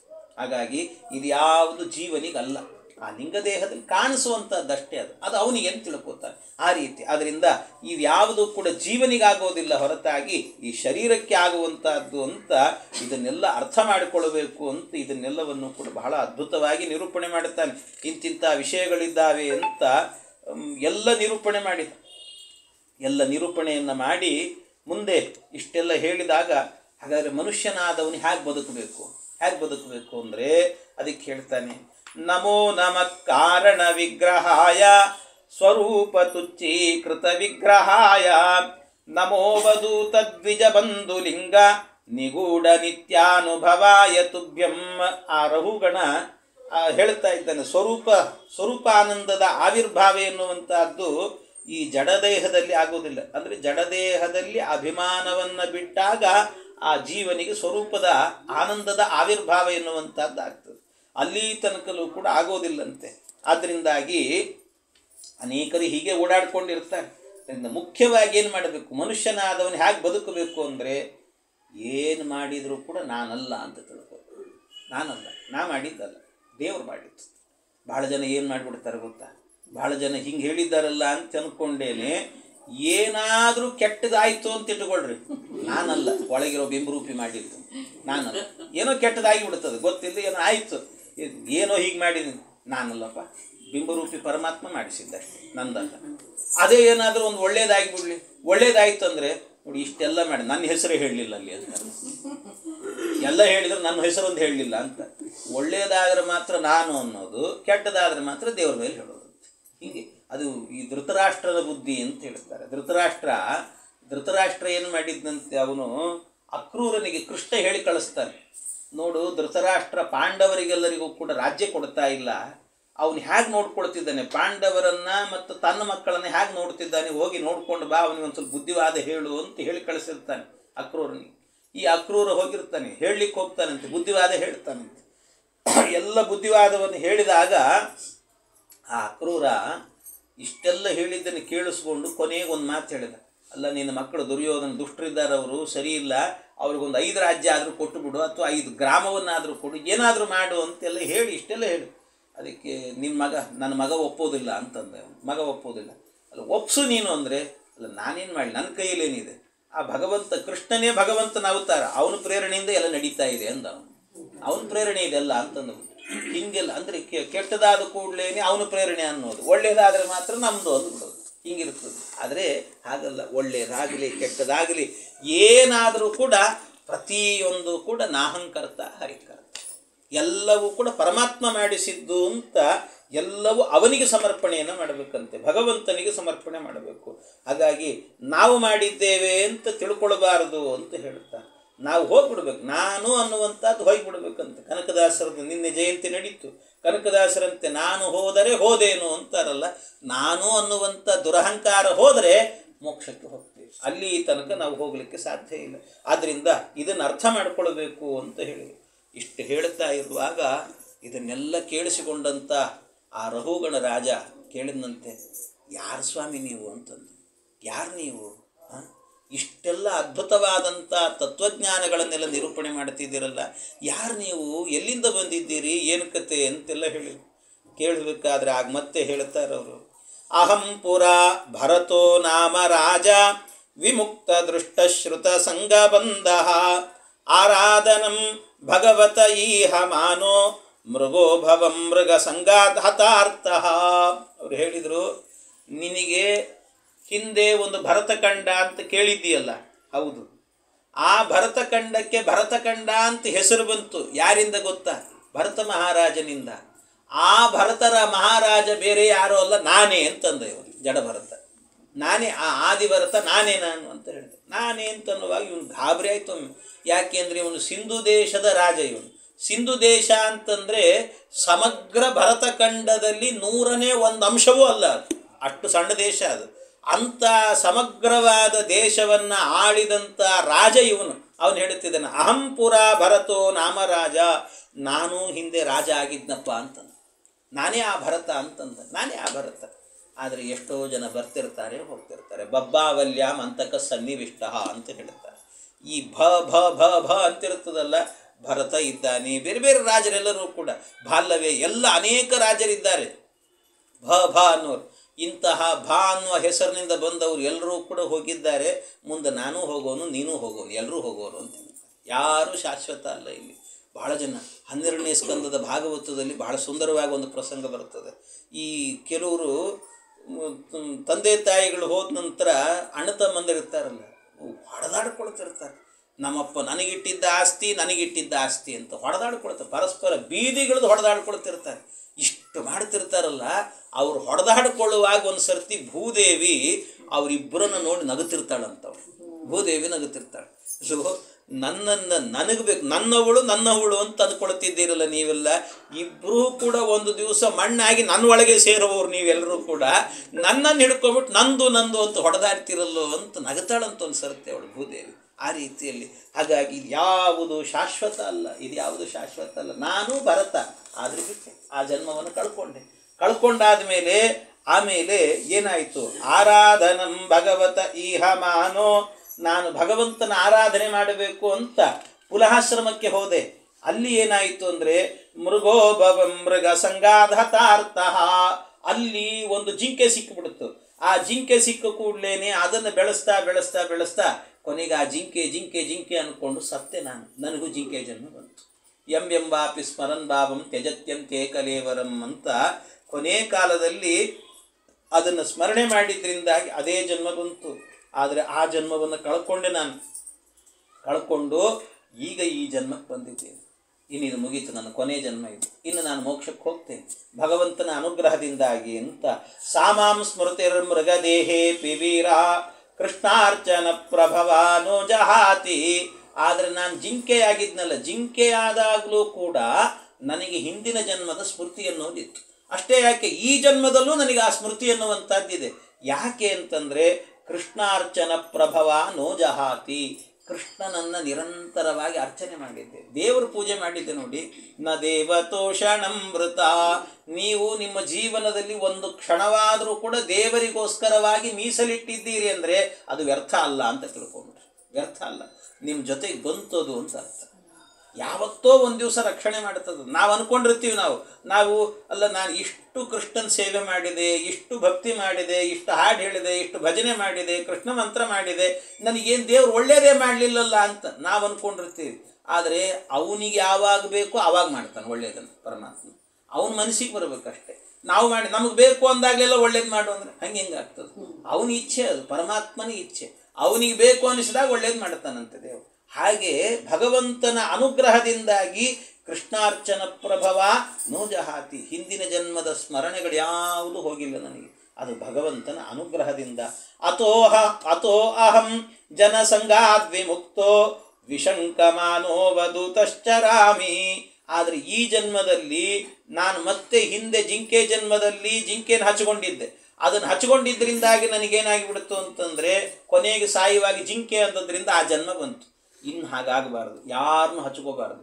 ಅದಕ್ಕೋಸ್ಕರವಾಗಿ ಈಗ ನಾನು ಜಡಭರತನಾಗಿದ್ದೇನೆ ಅಂತಂದು ಯಾರನ್ನು ಹಚ್ಚಿಕೊಂಡಿಲ್ಲ, ಆದ್ದರಿಂದ ನಾನು ಅಥೋ ಅಹಂ ಜನಸಂಗಾದ್ ವಿಮುಕ್ತ, ಜನಸಂಘವನ್ನೇ ದೂರ ಮಾಡ್ಕೊಂಡಿದ್ದೀನಿ ನಾನು ಅಂತಂದು. ಯಾರ ಸಂಘವೂ ಮಾಡೋದಿಲ್ಲ ನಾನು. ಯಾಕೆಂದರೆ ಯಾರ್ದಾದ್ರೂ ಸಂಘ ಆಯಿತು ಅಂದರೆ ಅವರೇನೋ ನನಗೆ ಸಹಾಯ ಮಾಡೋದು, ಅಯ್ಯೋ ಅವ್ರು ನನಗೆ ಮಾಡಿದ್ದಾರಲ್ಲ ನಾನೇನಾದರೂ ಮಾಡಬೇಕು ಅವರಿಗೆ ಅಂತ ನಮಗನ್ಸೋದು. ಮತ್ತೆ ಬಿಡ್ತು, ಅಲ್ಲಿಗೆ ಹೋಯಿತು, ದೇವರ ಸಂಘ ಬಿಡ್ತು, ಇನ್ನು ಇವನ ಜೊತೆಗೇನೆ ವ್ಯವಹಾರ ಅಂತ ಶುರುವಾಯಿತು. ಹಾಗಾಗಿ ಇದೆಲ್ಲ ಅವ್ಯವಸ್ಥೆಗಳಾಗ್ತದೆ, ಇಂಥದ್ದಾಗಬಾರ್ದು. ಅದಕ್ಕೋಸ್ಕರವಾಗಿ ನಾನು ಈ ಯಾವ ಜನಸಂಘವನ್ನು ಕೂಡ ಮಾಡೋದಿಲ್ಲ. ವಿಶಂಕಮಾನೋ ಅವಧೂತಶ್ಚರಾಮಿ, ಅದರಿಂದ ಅವಧೂತಃ ಚರಾಮಿ, ಅವಧೂತನಂತೆ ನಾನು ಓಡಾಡ್ತಾ ಇದ್ದೇನೆ, ಯಾರ ಸಂಘವೂ ಕೂಡ ನನಗೆ ಬೇಡ ಅಂತ ಇಷ್ಟೆಲ್ಲ ಹೇಳಿದ್ನಂತೆ. ತಸ್ಮಾನ್ನರೋ ಸಂಘ ಸುಸಂಗ ಜಾತ ಜ್ಞಾನಾಸಿ ನೈವೇಹ ವಿವೃಕ್ನ ಸಂಘ ಹರಿಂ ತದೀಹಾ ಕಥನ ಶ್ರುತಾಭ್ಯಾಂ. ಈ ರೀತಿಯಲ್ಲಿ ನಾನು ಮನುಷ್ಯನಲ್ಲಿ ಅತ್ಯಂತ ವೈರಾಗ್ಯದಿಂದ ಬದುಕಬೇಕು ಅಂತ ತೀರ್ಮಾನ ಮಾಡಿದೆ. ಜ್ಞಾನ ಸಂಪಾದನೆ ಮಾಡಿ ಜ್ಞಾನ ಎನ್ನುವಂಥ ಖಡ್ಗದಿಂದಾಗಿ ಸಂಸಾರದಲ್ಲಿ ಆಸಕ್ತಿಯನ್ನು ತೊರೆದು, ಅಂದರೆ ಆಸಕ್ತಿಯನ್ನು ಕತ್ತರಿಸಿಕೊಂಡು ಶ್ರೀಹರಿಯ ಚರಿತ್ರೆಗಳನ್ನು ಯಾವಾಗಲೂ ಗುಣಗಾನವನ್ನು ಮಾಡುತ್ತಾ ಬದುಕ್ತಾ ಇದ್ದೇನೆ ನಾನು ಅಂತ ಇದನ್ನೆಲ್ಲ ಹೇಳಿದನಂತೆ. ಇಷ್ಟೆಲ್ಲ ಹೇಳಿ ಆಗ ನಾನು ಇನ್ನು ಮುಗೀತು ನಿನಗೆ ಉಪದೇಶ ಮಾಡಿದ್ದು ಅಂತಂದ. ರಹುಗಣತ್ವಮಪಿ ಕ್ಯಧ್ವನೋಸ್ಯ ಸಂನ್ಯಸ್ತದಂಡಕೃತಭೂತ ಮೈತ್ರ. ರಹುಗಣ, ನೀನು ಕೂಡ ಈ ಸಂಸಾರ ಮಾರ್ಗದಲ್ಲಿ ನಡೀತಾ ಇರುವವನೇ. ಸಜ್ಜನರಲ್ಲಿ ಸ್ನೇಹದಿಂದ ಬದುಕು, ಯಾವಾಗಲೂ ಕೂಡ ಹಿಂಸೆಯನ್ನು ಮಾಡಬೇಡ, ಮತ್ತೊಬ್ಬರಿಗೆ ಹಿಂಸೆ ಕೊಡಬೇಕು ಅಂತ ಅನ್ಕೊಳ್ಬೇಡ. ವಿಷಯ ಪದಾರ್ಥಗಳಲ್ಲಿ ಮನಸ್ಸನ್ನು ಇಡಬೇಡ, ಹರಿಸೇವೆಯನ್ನು ಮಾಡು, ಹರಿಯ ಗುಣಗಾನವನ್ನು ಕೇಳ್ತಾ ಇರು ಸದಾಕಾಲದಲ್ಲೂ ಕೂಡ. ಇದೇ ನಿನಗೆ ಮೋಕ್ಷವನ್ನು ಕೊಡುತ್ತದೆ, ಹೋಗಿ ಬಾ ನೀನು ಅಂತ ಹೇಳಿದ್ನಂತೆ. ಇಷ್ಟು ಹೇಳ್ತಾ ಇರುವಾಗ ಅವನು ಹೇಳ್ತಾನೆ, ದೀರ್ಘದಂಡ ನಮಸ್ಕಾರ ಮಾಡಿದ ರಹುಗಣ ದೀರ್ಘದಂಡ ನಮಸ್ಕಾರ ಮಾಡಿ ಜೊತೆಗಿದ್ದಂಥ ಪಲ್ಲಕ್ಕಿ, ಆ ಪಲ್ಲಕ್ಕಿಯನ್ನು ಹೊತ್ತಂಥ ಏನು ವ್ಯಕ್ತಿಗಳಿದ್ದರು ಅವ್ರನ್ನ ಎಲ್ಲರನ್ನೂ ವಾಪಸ್ ಕಳಿಸಿದಂತೆ. ಪಲ್ಲಕ್ಕಿ ತೊಗೊಂಡು ಹೋಗ್ರಿ, ಇನ್ನು ನಾನು ನಿನ್ನ ಮೇಲೆ ಈ ಪಲ್ಲಕ್ಕಿಯಲ್ಲಿ ಕೂಡೋದಿಲ್ಲ, ನಾನು ಕಪಿಲಾಶ್ರಮಕ್ಕೆ ಹೋಗ್ತೀನಿ, ಕಪಿಲಾಶ್ರಮಕ್ಕೆ ಕಾಲ್ನಡಿಗೆಯಲ್ಲೇ ಹೋಗ್ತೇನೆ ನಾನು. ಆದರೆ ಇಂಥ ಬ್ರಾಹ್ಮಣರು ಸಿಕ್ಕರಲ್ಲ, ಎಷ್ಟು ಉದ್ಧಾರ ಮಾಡಿದ್ರಲ್ಲ ನನ್ನನ್ನು ಅಂತ. ನಮೋ ಮಹದ್ಭ್ಯೋಸ್ತು ನಮಃ ಶಿಶುಭ್ಯೋ ನಮೋ ಯುವಭ್ಯೋ ನಮ ಆವಟುಭ್ಯ ಯೇ ಬ್ರಾಹ್ಮಣ ಗಾಮವಧೂತ ಲಿಂಗಾ ಚರಂತಿ ತೇಭ್ಯ ಶಿವಮಸ್ತು ರಾಜ್ಞಾಂ. ಎಂಥ ಮಾತು ಹೇಳಿದ್ದಾನೆ. ನಮೋ ಮಹದ್ಭ್ಯೋಸ್ತು, ಈ ಬ್ರಾಹ್ಮಣರಿದ್ದಾರಲ್ಲ ಸಾಮಾನ್ಯ ವ್ಯಕ್ತಿಗಳಲ್ಲ, ಜ್ಞಾನದಲ್ಲಿ ಎತ್ತಿದ ಕೈ. ಪರಮಾತ್ಮನ ತತ್ವಜ್ಞಾನವನ್ನು ಪಡ್ಕೊಳ್ಬೇಕು ಅಂದರೆ ಬ್ರಾಹ್ಮಣರಿಂದಲೇ ಪಡಿಬೇಕು, ಯಾರ್ಯಾರಿಂದಲೂ ಅಲ್ಲ, ಆ ಬ್ರಾಹ್ಮಣರಿಂದಲೇ ಉದ್ಧಾರ ಆಗಬೇಕು ನಾವೆಲ್ಲರೂ ಕೂಡ. ನಮೋ ಮಹದ್ಭ್ಯೋಸ್ತು, ಎಂತಿಂಥ ಮಹಾತ್ಮರಿದ್ದಾರೋ ಬ್ರಾಹ್ಮಣರಲ್ಲಿ ಆ ಎಲ್ಲರಿಗೂ ಒಂದು ನಮಸ್ಕಾರ ಅಂತಂದ. ಅಷ್ಟೇ ಅಲ್ಲ, ಬರೀ ಅವರು ದೊಡ್ಡವರು ಮಾತ್ರ ಅಲ್ಲ, ಕೆಲವೊಮ್ಮೆ ಸಣ್ಣ ಸಣ್ಣ ಮಕ್ಕಳಿರ್ತಾರೆ, ಅವ್ರಿಗೂ ಎಂತಿಂಥ ಅಗಾಧವಾದ ಜ್ಞಾನ ಇರ್ತದೆ. ಆದ್ದರಿಂದ ನಮಃ ಶಿಶುಭ್ಯೋ, ಅವರಿಗೂ ಒಂದು ನಮಸ್ಕಾರ. ನಮೋ ಯುವಭ್ಯೋ, ಯುವಕರಿಗೊಂದು ನಮಸ್ಕಾರ. ನಮ ಆವಟುಭ್ಯ, ವಟುಗಳಿಗೂ ಒಂದು ನಮಸ್ಕಾರ. ಏ ಬ್ರಾಹ್ಮಣ ಗಾಮ್ ಅವಧೂತ ಲಿಂಗಾ, ಇಂಥ ಬ್ರಾಹ್ಮಣರು ಅವಧೂತ ಚರ್ಯೆಯಿಂದಾಗಿ ಯಾರು ಸಂಚಾರ ಮಾಡಿಕೊಂಡಿದ್ದಾರೋ ಅವರೆಲ್ಲರಿಗೂ ಕೂಡ ಒಂದು ದೊಡ್ಡ ನಮಸ್ಕಾರ ಅಂತ ಈ ತತ್ವಜ್ಞಾನದ ಉಪದೇಶ ಮಾಡಿದ ನಿಮಗೊಂದು ನಮಸ್ಕಾರ ಅಂತ ಹೇಳಿ ನಮಸ್ಕಾರವನ್ನು ಮಾಡಿದಂತೆ.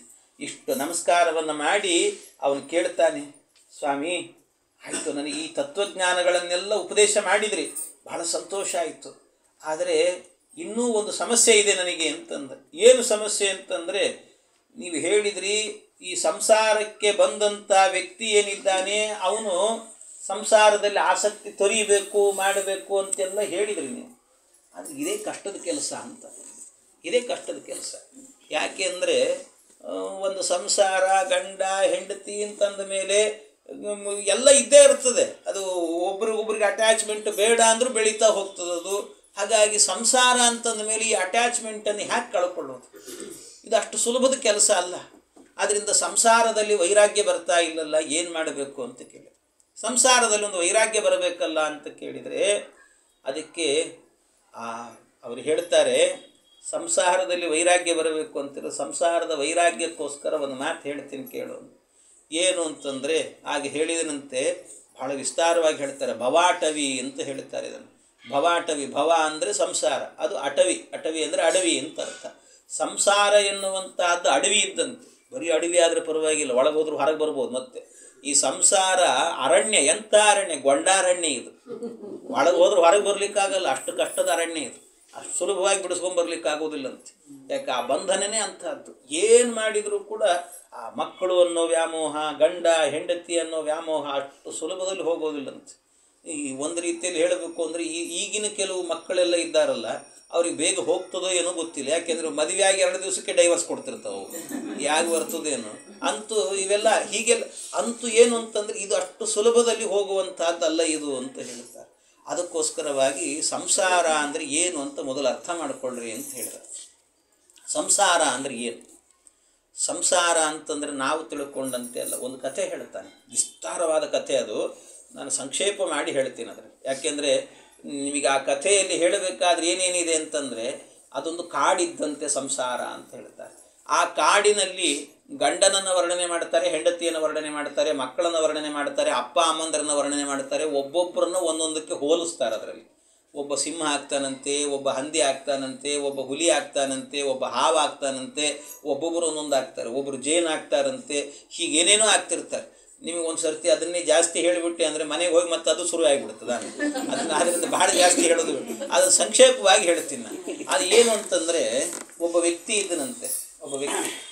ಆ ವ್ಯಕ್ತಿ ಏನು ಮಾಡಿದ ಅಂದರೆ, ಆ ವ್ಯಕ್ತಿ ಕಾಡಲ್ಲಿ ಹೋಗ್ತಾ ಇದ್ದಂತೆ. ಕಾಡಲ್ಲಿ ಹೋಗ್ತಾ ಇರುವಾಗ ಕಾಡಿನಲ್ಲಿ ಏನಾಯ್ತು, ಅವನಿಗೆ ಆಕಸ್ಮಿಕವಾಗಿ ಒಂದು ಹುಲಿ ಕಂಡುಬಿಡುತ್ತಂತ. ಹುಲಿ ನೋಡಿದ ತಕ್ಷಣ ಇವನಿಗೆ ಗಾಬರಿ ಆಯಿತು. ಎಲ್ಲಿ ನನ್ನ ತಿಂದು ಹಾಕಿಬಿಡುತ್ತದೋ ಅಂತ ಓಡ್ಲಿಕ್ಕೆ ಶುರು ಮಾಡಿದ್ನಂತೆ. ಆ ಹುಲಿಯಿಂದ ತಪ್ಪಿಸ್ಕೊಡ್ಬೇಕು. ಓಡ್ದ ಹುಲಿಯೂ ಬಿಡಲಿಲ್ಲ, ಹಾಗೆ ಓಡಿ ಬಂತು. ಗೊತ್ತಿಲ್ಲದೆ ಏನಾಯಿತು, ಕಾಡಲ್ಲಿ ಒಂದು ಹಾಳು ಬಾವಿ ಇತ್ತಂತೆ. ಅಕಸ್ಮಾತ್ ಗೊತ್ತಿಲ್ಲ, ಆ ಬಾವಿಗೆ ಬಿದ್ದ. ಆದರೆ ಬೀಳುವಾಗ ಏನಾಯಿತು, ಅಕಸ್ಮಾತ್ ಅವನ ಕೈಗೆ ಒಂದು ಹಗ್ಗ ಸಿಕ್ತು, ಹಿಡ್ಕೊಂಡು ನಿಂತನಂತೆ, ಮಧ್ಯದಲ್ಲಿ ನಿಂತ. ಆ ಹುಲಿ ಅಲ್ಲಿ ತನಕ ಬಂತು, ನೋಡಿತ್ತು ಒಂದು ಸರ್ತಿ, ಕೆಳಗಿದ್ದಾನೆ ಅವನು. ಎಲ್ಲ ನನ್ನ ಕೈಯಿಂದ ತಪ್ಪಿಸ್ಕೊಂಡಲ್ಲ ಅಂತ ಆ ಹುಲಿ ನೋಡ್ತಾ ಇದೆ ಅಂತೆ. ಕಾಯ್ತಂತದ್ದು, ಬಿಡಲಿಲ್ಲ ಅಷ್ಟು ಸುಲಭವಾಗಿ. ಯಾಕೆಂದರೆ ಕೆಳಗಂತೂ ಹೋಗ್ಲಿಕ್ಕಾಗಲ್ಲ, ಇವನಿಗೆ ಬಾವಿ ಇದೆ, ಮೇಲೆ ಬರ್ತಾನೆ ಅಂತ ಅಂದ್ಕೊಂಡು ಕಾಯ್ತಾ ಇತ್ತಂತ. ಅಲ್ಲೇ ಮೇಲೆ ನಿಂತಿದ್ದೆ, ಮೇಲೆ ಬಾ ನಿನ್ನನ್ನು ತಿಂತೀನಿ ಅಂತ. ಇವನು ಯೋಚನೆ ಮಾಡಿದೆ, ಅಲ್ಲ ಅಂತೂ ಹುಲಿ ಬಾಯಿಂದ ತಪ್ಪಿಸ್ಕೊಂಡಲ್ಲ ನಾನು ಅಂತ ಅಲ್ಲಿ ನಿಂತ್ಕೊಂಡಿದ್ನಂತೆ. ಮಧ್ಯದಲ್ಲೇ ಇದ್ದ. ಆಯ್ತು ಬಿಡು ಅಂತ ಒಂದು ಸರ್ತಿ ಕೆಳಗೆ ನೋಡಿದ್ನಂತೆ. ಕೆಳಗೆ ಇಳಿಯೋಣ ಅಂತ ನೋಡ್ತಾನೆ. ನೋಡಿದರೆ ಕೆಳಗಡೆಯಿಂದ ಸಾವಿರಾರು ಹೆಬ್ಬಾವುಗಳಿದ್ದು ಅಂತ, ಎಲ್ಲ ಬಾಯಿ ತೆಗಿತಿದ್ದಾವ. ಬಾ ನಿನ್ನನ್ನು ನುಂಗ್ತೀನಿ ಅಂತಿದ್ದಾವೆ. ಕೆಳಗೆಲ್ಲ ಬಿದ್ದಾವೆ ಆ ಹಾವುಗಳಿದ್ದಾವೆ. ಕೆಳಗಿಳಿಲಿಕ್ಕೆ ಹೆದರಿಕೆ ಆಯ್ತು ಅವನಿಗೆ. ಮೇಲೆ ಹೋದರೆ ಹುಲಿ, ಕೆಳಗೆ ಹೋಗಬೇಕು ಅಂದರೆ ಹಾವುಗಳು. ಏನು ಮಾಡಬೇಕು?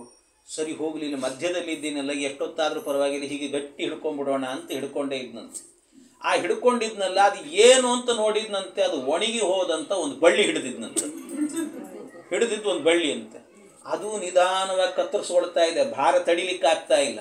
ಇಷ್ಟರ ಮಧ್ಯದಲ್ಲಿ ಏನಾಯಿತು ಅಂದರೆ, ಆ ಮೇಲ್ಭಾಗದಲ್ಲಿ ಒಂದೆರಡು ತೂತಿದ್ವಂತೆ. ಆ ತೂತಿನಿಂದ ಹೊರಗೆ 2 ಇಲಿ ಬಂದ್ವಂತೆ.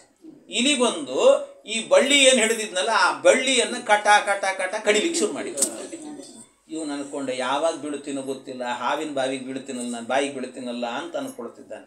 ಇಷ್ಟರ ಮಧ್ಯದಲ್ಲಿ ಏನಾಯಿತು ಅಂದರೆ, ಇದು ಕಡಿತಾ ಇದೆ, ಯಾವಾಗ ಬೀಳುತ್ತದೋ ಗೊತ್ತಿಲ್ಲ ಅದು. ಆದರೆ ಇಷ್ಟರಲ್ಲಿ ಅವನೇನು ಮಾಡ್ತಿದ್ದ, ಅದು ಹಿಡ್ಕೊಂಡಿದ್ನಲ್ಲ, ಆ ಕಡೆ ಈ ಕಡೆ ಜೋತಾಡ್ತಿದ್ನಂತ. ಅದು ಜೋತಾಡುವಾಗ ಅಕಸ್ಮಾತ್ ಏನಾಯಿತು ಅಂದರೆ, ಆ ಬಳ್ಳಿ ಮೇಲ್ಭಾಗದಲ್ಲಿ ಪಕ್ಕದಲ್ಲೇನೆ ಒಂದು ದೊಡ್ಡ ಜೇನಿನ ಗೂಡಿತ್ತಂತೆ. ಆ ಜೇನಿಗೆ ತಾಕಿಬಿಡುತ್ತಂತೆ. ಅದು ಜೇನಿಗೆ ತಾಕಿದ ಕೂಡಲೇ ಜೇನಿನ ಹುಳ ಎದ್ದು ನೋಡ್ರಿ ಒಂದು ಸರ್ತಿ ಮೈಯೆಲ್ಲ ಕಚ್ಚಲಿಕ್ಕೆ ಶುರು ಮಾಡಿದ್ವಂತೆ. ಕಂಡಲ್ಲಿ ಇವ್ನು ನೋಡಿದ್ರೆ ಅಲ್ಲಿ ಇಲ್ಲಿ ಒರೆಸ್ಕೊಳ್ಳಿಕ್ಕೂ ಆಗ್ತಿಲ್ಲ. ಅದು ಬಿಟ್ಟ ಅಂದರೆ ಕೆಳಗೆ ಬಿಡುತ್ತಾನೆ, ಒರೆಸ್ಕೊಳ್ಳಿಕ್ಕೆ ಆಗೋದು. ಕಡಿಸ್ಕೊಳ್ಬೇಕು, ಬಡಿಸ್ಕೊಳ್ಬೇಕು, ಏನು ಮಾಡಿದ್ರೆ ಮಾಡಿಸ್ತಾವೆ. ಹಿಂಸೆ, ಪರಮ ಹಿಂಸೆ. ಏನು ಹಿಂಸೆ, ಎಂಥ ಹಿಂಸೆ ಇದು. ಮೇಲೆ ಹುಲಿ, ಕೆಳಗೆ ಹಾವು, 2 ಇಲಿ ಬೇರೆ ಕತ್ತರಿಸ್ತಿದ್ದಾವೆ, ಜೇನು ಬೇರೆ ಮೈ ಮುತ್ತಿದ್ದಾವೆ. ಇಷ್ಟೆಲ್ಲ ಆಗಿದೆ ಅಂತೆ. ಇಷ್ಟೆಲ್ಲ ಆದಂತೆ ಇಷ್ಟು ಹಿಂಸೆ ಅನುಭವಿಸ್ತಿದ್ದಾನೆ ಆ ಮನುಷ್ಯ. ಅಷ್ಟು ಹಿಂಸೆ ಅನುಭವಿಸುವಾಗ ಅಕಸ್ಮಾತ್ ಏನಾಯ್ತಂತೆ, ಆ ಜೇನಿನ ಗೂಡಿಗೆ ಬಡದಿತ್ತಲ್ಲ, ಅದು ಬಡದಾಗ ಏನಾಗಿತ್ತಂತೆ, ಜೇನಿನ ಗೂಡಿನಿಂದ ಜೇನಿನ ರಸ ಇಳಿತಾ ಇತ್ತಂತೆ, ತಟ ತಟ ಅಂತ ತೊಟ್ಟಿಕ್ತಿತ್ತಂತ. ಅದು ತೊಟ್ಟಕ್ಕೆ ಒಂದೊಂದು ಹನಿ ಬೀಳುತ್ತಾ ಇದ್ದಾಗ ಅಕಸ್ಮಾತ್ ಇವನ ನಾಲಿಗೆ ಮೇಲೆ ಒಂದು ಹನಿ ಬಿತ್ತಂತ. ನಾಲಿಗೆ ಬಿದ್ದಾಗ ಅವನು ಅನ್ಕೊಂಡಂತೆ, ಆಹಾ ಎಷ್ಟು ರುಚಿಯಾಗಿದೆಯಲ್ಲ ಜೇನು ಅನ್ನಂತೆ. ಸಂಸಾರ ಅಂದರೆ ಬೇರೆ ಏನಲ್ಲ, ಇದೇ ಸಂಸಾರ, ಇದೇ ಸಂಸಾರ.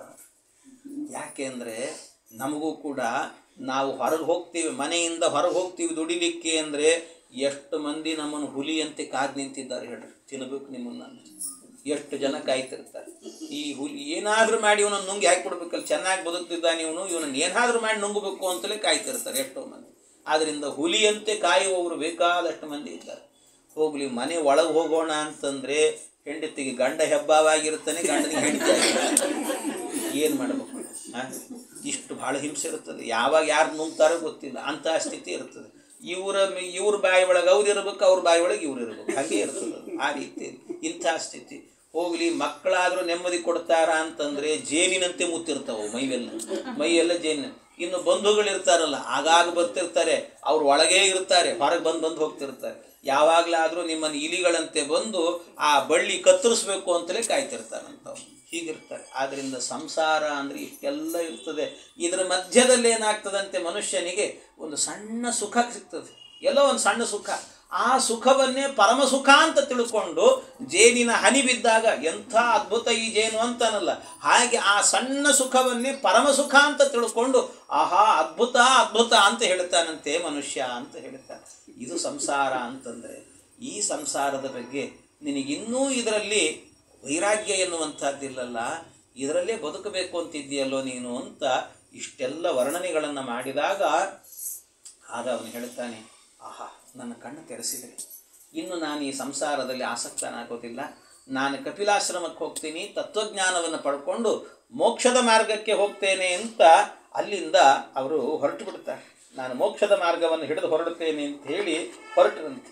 ಈ ರೀತಿಯಲ್ಲಿ ಹೊರಟಾದ ನಂತರ ಆಮೇಲೆ ಭರತ ಚಕ್ರವರ್ತಿ ಅಂದರೆ ಜಡಭರತನೂ ಕೂಡ ಏನು ಮಾಡಿದಂತೆ, ಅವನು ಸಾಧನೆಯನ್ನು ಮಾಡಿಕೊಂಡು ಚರ್ಮಶರೀರ ತ್ಯಾಗವನ್ನು ಮಾಡಿಕೊಂಡು ಭಗವಂತನ ಪಾದ ಸೇರಿದ ಅಂತ ಅವನ ಕಥೆ ಎನ್ನುವಂಥದ್ದು ಬರ್ತದೆ. ಇಷ್ಟು ಕಥೆ ಆದ ನಂತರ ಮುಂದೆ ಏನಾಗುತ್ತೆ ಅಂದರೆ, ಈ ಭರತ ಏನಿದ್ದಾನಲ್ಲ, ಭರತನ ವಂಶದಲ್ಲಿ ಭರತನಿಗೆ ಒಬ್ಬ ಮಗ, ಅವನ ವಂಶದಲ್ಲಿ ಬೆಳೀತಾ ಹೋಗುತ್ತೆ. ಅವನ ವಂಶದಲ್ಲೇ ಒಬ್ಬ ರಾಜ ಬರ್ತಾನೆ. ಅವನ ಹೆಸರು ಏನಂದರೆ ಗಯ ಅಂತ, ಅವನ ಹೆಸರು ಗಯರಾಜ ಅಂತ. ಆ ಗಯರಾಜ ಏನಿದ್ದಾನಲ್ಲ, ಅವನಲ್ಲಿ ವಿಶೇಷವಾಗಿ ಭಗವಂತನ ಅಂಶಾವೇಶ ಇತ್ತಂತೆ, ಭಗವಂತನ ಅಂಶದ ಆವೇಶ ಇತ್ತವನಿಗೆ. ನೀವು ಇದನ್ನೆಲ್ಲ ಹರಿಕಥಾಮೃತ ಸಾರದಲ್ಲಿ ನೋಡಿದಾಗ ಗೊತ್ತಾಗ್ತದೆ, ಅಲ್ಲಲ್ಲಿ ಬರ್ತದೆ ಯಾರ್ಯಾರಲ್ಲಿ ಭಗವಂತನ ಅಂಶಾವೇಶ ಇದೆ, ಎಲ್ಲೆಲ್ಲಿ ಪರಮಾತ್ಮನ ಸನ್ನಿಧಾನ ಇದೆ ಅಂತೆಲ್ಲ ಹೇಳುವಾಗ ಈ ಚಕ್ರವರ್ತಿಗಳಲ್ಲಿ ಇವರಲ್ಲೆಲ್ಲ ಕೆಲವರಲ್ಲಿ ಇರುತ್ತೆ ಅಂತ ಹೇಳುತ್ತಾರೆ. ಹಾಗೆ ಈ ಗಯ ಎನ್ನುವಂತಹ ಏನು ರಾಜ ಇದ್ದಾನೆ, ಅವನಲ್ಲೂ ಕೂಡ ಭಗವಂತನ ಆವೇಶ ಇತ್ತು ಅಂತ ತಾರತಮ್ಯ ಸಂಧಿ ಅಂತ ಹೇಳ್ತೇವಲ್ಲ, ಆ ತಾರತಮ್ಯಗಳಲ್ಲೆಲ್ಲ ಹೇಳುವಾಗ ಇವರು ಎಲ್ಲೆಲ್ಲಿ ಬರ್ತಾರೆ ಅನ್ನೋದನ್ನ ನಿರೂಪಣೆ ಮಾಡುತ್ತಾರೆ. ಹಾಗೆ ಆಮೇಲೆ ಅದರಲ್ಲೇ ಏನಾಗುತ್ತೆ ಅಂದರೆ, ಮತ್ತೆ ಮುಂದೆ ಆ ವಂಶ ಎನ್ನುವಂಥದ್ದು ಕೂಡ ಬೆಳೀತದೆ. ಭರತನಿಗೆ ಒಬ್ಬ ಮಗ ಇದ್ದಂತೆ, ಇನ್ನೊಬ್ಬ ಮಗ, ಅವನ ಹೆಸರೇನು ಅಂತಂದರೆ ಸುಮತಿ ಅಂತ. ಆ ಸುಮತಿ ಒಬ್ಬ ಗೃದ್ರಸೇನ ಅಂತ ಒಬ್ಬಳನ್ನು ಮದುವೆ ಮಾಡಿಕೊಳ್ತಾನೆ. ಆ ಗೃದ್ರಸೇನ ಅನ್ನುವಂಥವಳಲ್ಲಿ ದೇವಪಾದಿ ಎನ್ನುವಂಥ ಒಬ್ಬ ಮಗ ಹುಡ್ತಾನೆ. ಆ ದೇವಪಾದಿಗೆ ಆಮೇಲೆ ಅಸುರಿ ಅಂತ ಒಬ್ಬಳನ್ನು ಮದುವೆ ಮಾಡಿಕೊಳ್ತಾನೆ. ಆ ದೇವಪಾದಿಗೆ ದೇವದ್ಯುಮ್ನ ಅಂತ ಒಬ್ಬ ಮಗ ಹುಡ್ತಾನೆ. ದೇವದ್ಯುಮ್ನನಿಗೆ ಪರಮೇಷ್ಠಿ ಅಂತ ಮಗ, ಆಮೇಲೆ ಅವನಿಗೆ ಪ್ರತೀಹ ಅಂತ ಒಬ್ಬ ಮಗ. ಅಂತೂ ಇವೆಲ್ಲ ವಂಶಾವಳಿಯನ್ನು ಹೇಳುತ್ತಾರೆ. ಇಷ್ಟು ಇವರೆಲ್ಲರೂ ಕೂಡ ಹುಟ್ಟಿದವರು ಅಂತ. ಕೊನೆಯಲ್ಲಾಗಬೇಕಾದ್ರೆ ಪ್ರತಿಹರ್ತನಿಗೆ ವ್ಯೋಮ ಮತ್ತು ಭೂಮ ಅಂತ ಇಬ್ಬರು ಮಕ್ಕಳು ಹುಡುತ್ತಾರೆ. ವ್ಯೋಮನಿಂದಾಗಿ ಉದ್ಗೀತ ಅನ್ನುವಂಥವನು ಹುಡುತ್ತಾನೆ. ಆಮೇಲೆ ಪ್ರಸ್ತಾವ ಅಂತ ಇನ್ನೊಬ್ಬ ಹುಡುತ್ತಾನೆ. ಆಮೇಲೆ ವಿಭು, ಪೃಥುಷೇಣ, ಇವರೆಲ್ಲ ಆ ವಂಶದಲ್ಲಿ ಬಂದಂಥ ರಾಜರುಗಳು ಅಂತ ಹೇಳ್ತಾರೆ.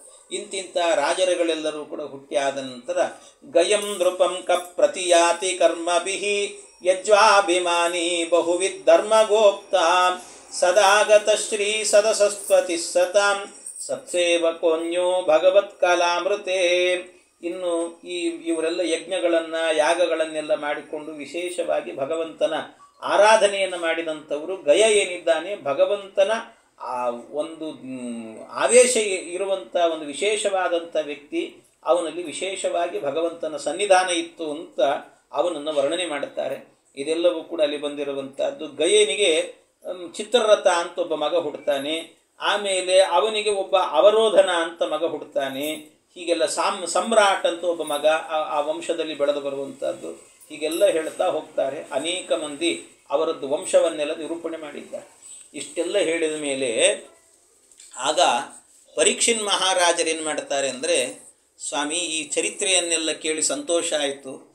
ನನಗೆ ಈ ಭಗವಂತನ ಬಗ್ಗೆ ಇಷ್ಟೆಲ್ಲ ಹೇಳಿದಾಗ ಜಡಭರತರು ಹೇಳಿದ್ದು ಮತ್ತು ಋಷಭನಾಮಕ ಪರಮಾತ್ಮ ಹೇಳಿದ್ದು ಎಲ್ಲ ಉಪದೇಶಗಳನ್ನು ಕೇಳಿದ ಮೇಲೆ ನನಗೆ ವಿಶೇಷವಾಗಿ ಭಗವಂತನ ಮಹಿಮೆಯನ್ನು ತಿಳಿಬೇಕು ಅಂತ ಅಪೇಕ್ಷೆ ಆಗಿದೆ. ಆದ್ದರಿಂದ ಪರಮಾತ್ಮನ ಮಹಿಮೆ ತಿಳಿಬೇಕು, ಪರಮಾತ್ಮನ ಮಹಿಮೆಯ ಬಗ್ಗೆ ನನಗೆ ನಿರೂಪಣೆ ಮಾಡಿರಿ ಅಂತ ಹೇಳಿ. ಪರಮಾತ್ಮನ ಮಹಿಮೆ ತಿಳಿಬೇಕು ಅಂದರೆ ಹೇಗೆ ತಿಳಿಯೋದು ಅಂದರೆ, ಪರಮಾತ್ಮನ ಸೃಷ್ಟಿ ತಿಳ್ಕೊಂಡ್ರೆ ಅದು ದೊಡ್ಡ ಮಹಿಮೆ. ಪರಮಾತ್ಮನ ಮಹಿಮೆ ಅಂದರೆ ಅವನ ಸೃಷ್ಟಿ, ಆ ಸೃಷ್ಟಿಯ ವಿಸ್ತಾರವನ್ನು ತಿಳ್ಕೊಳ್ಬೇಕು.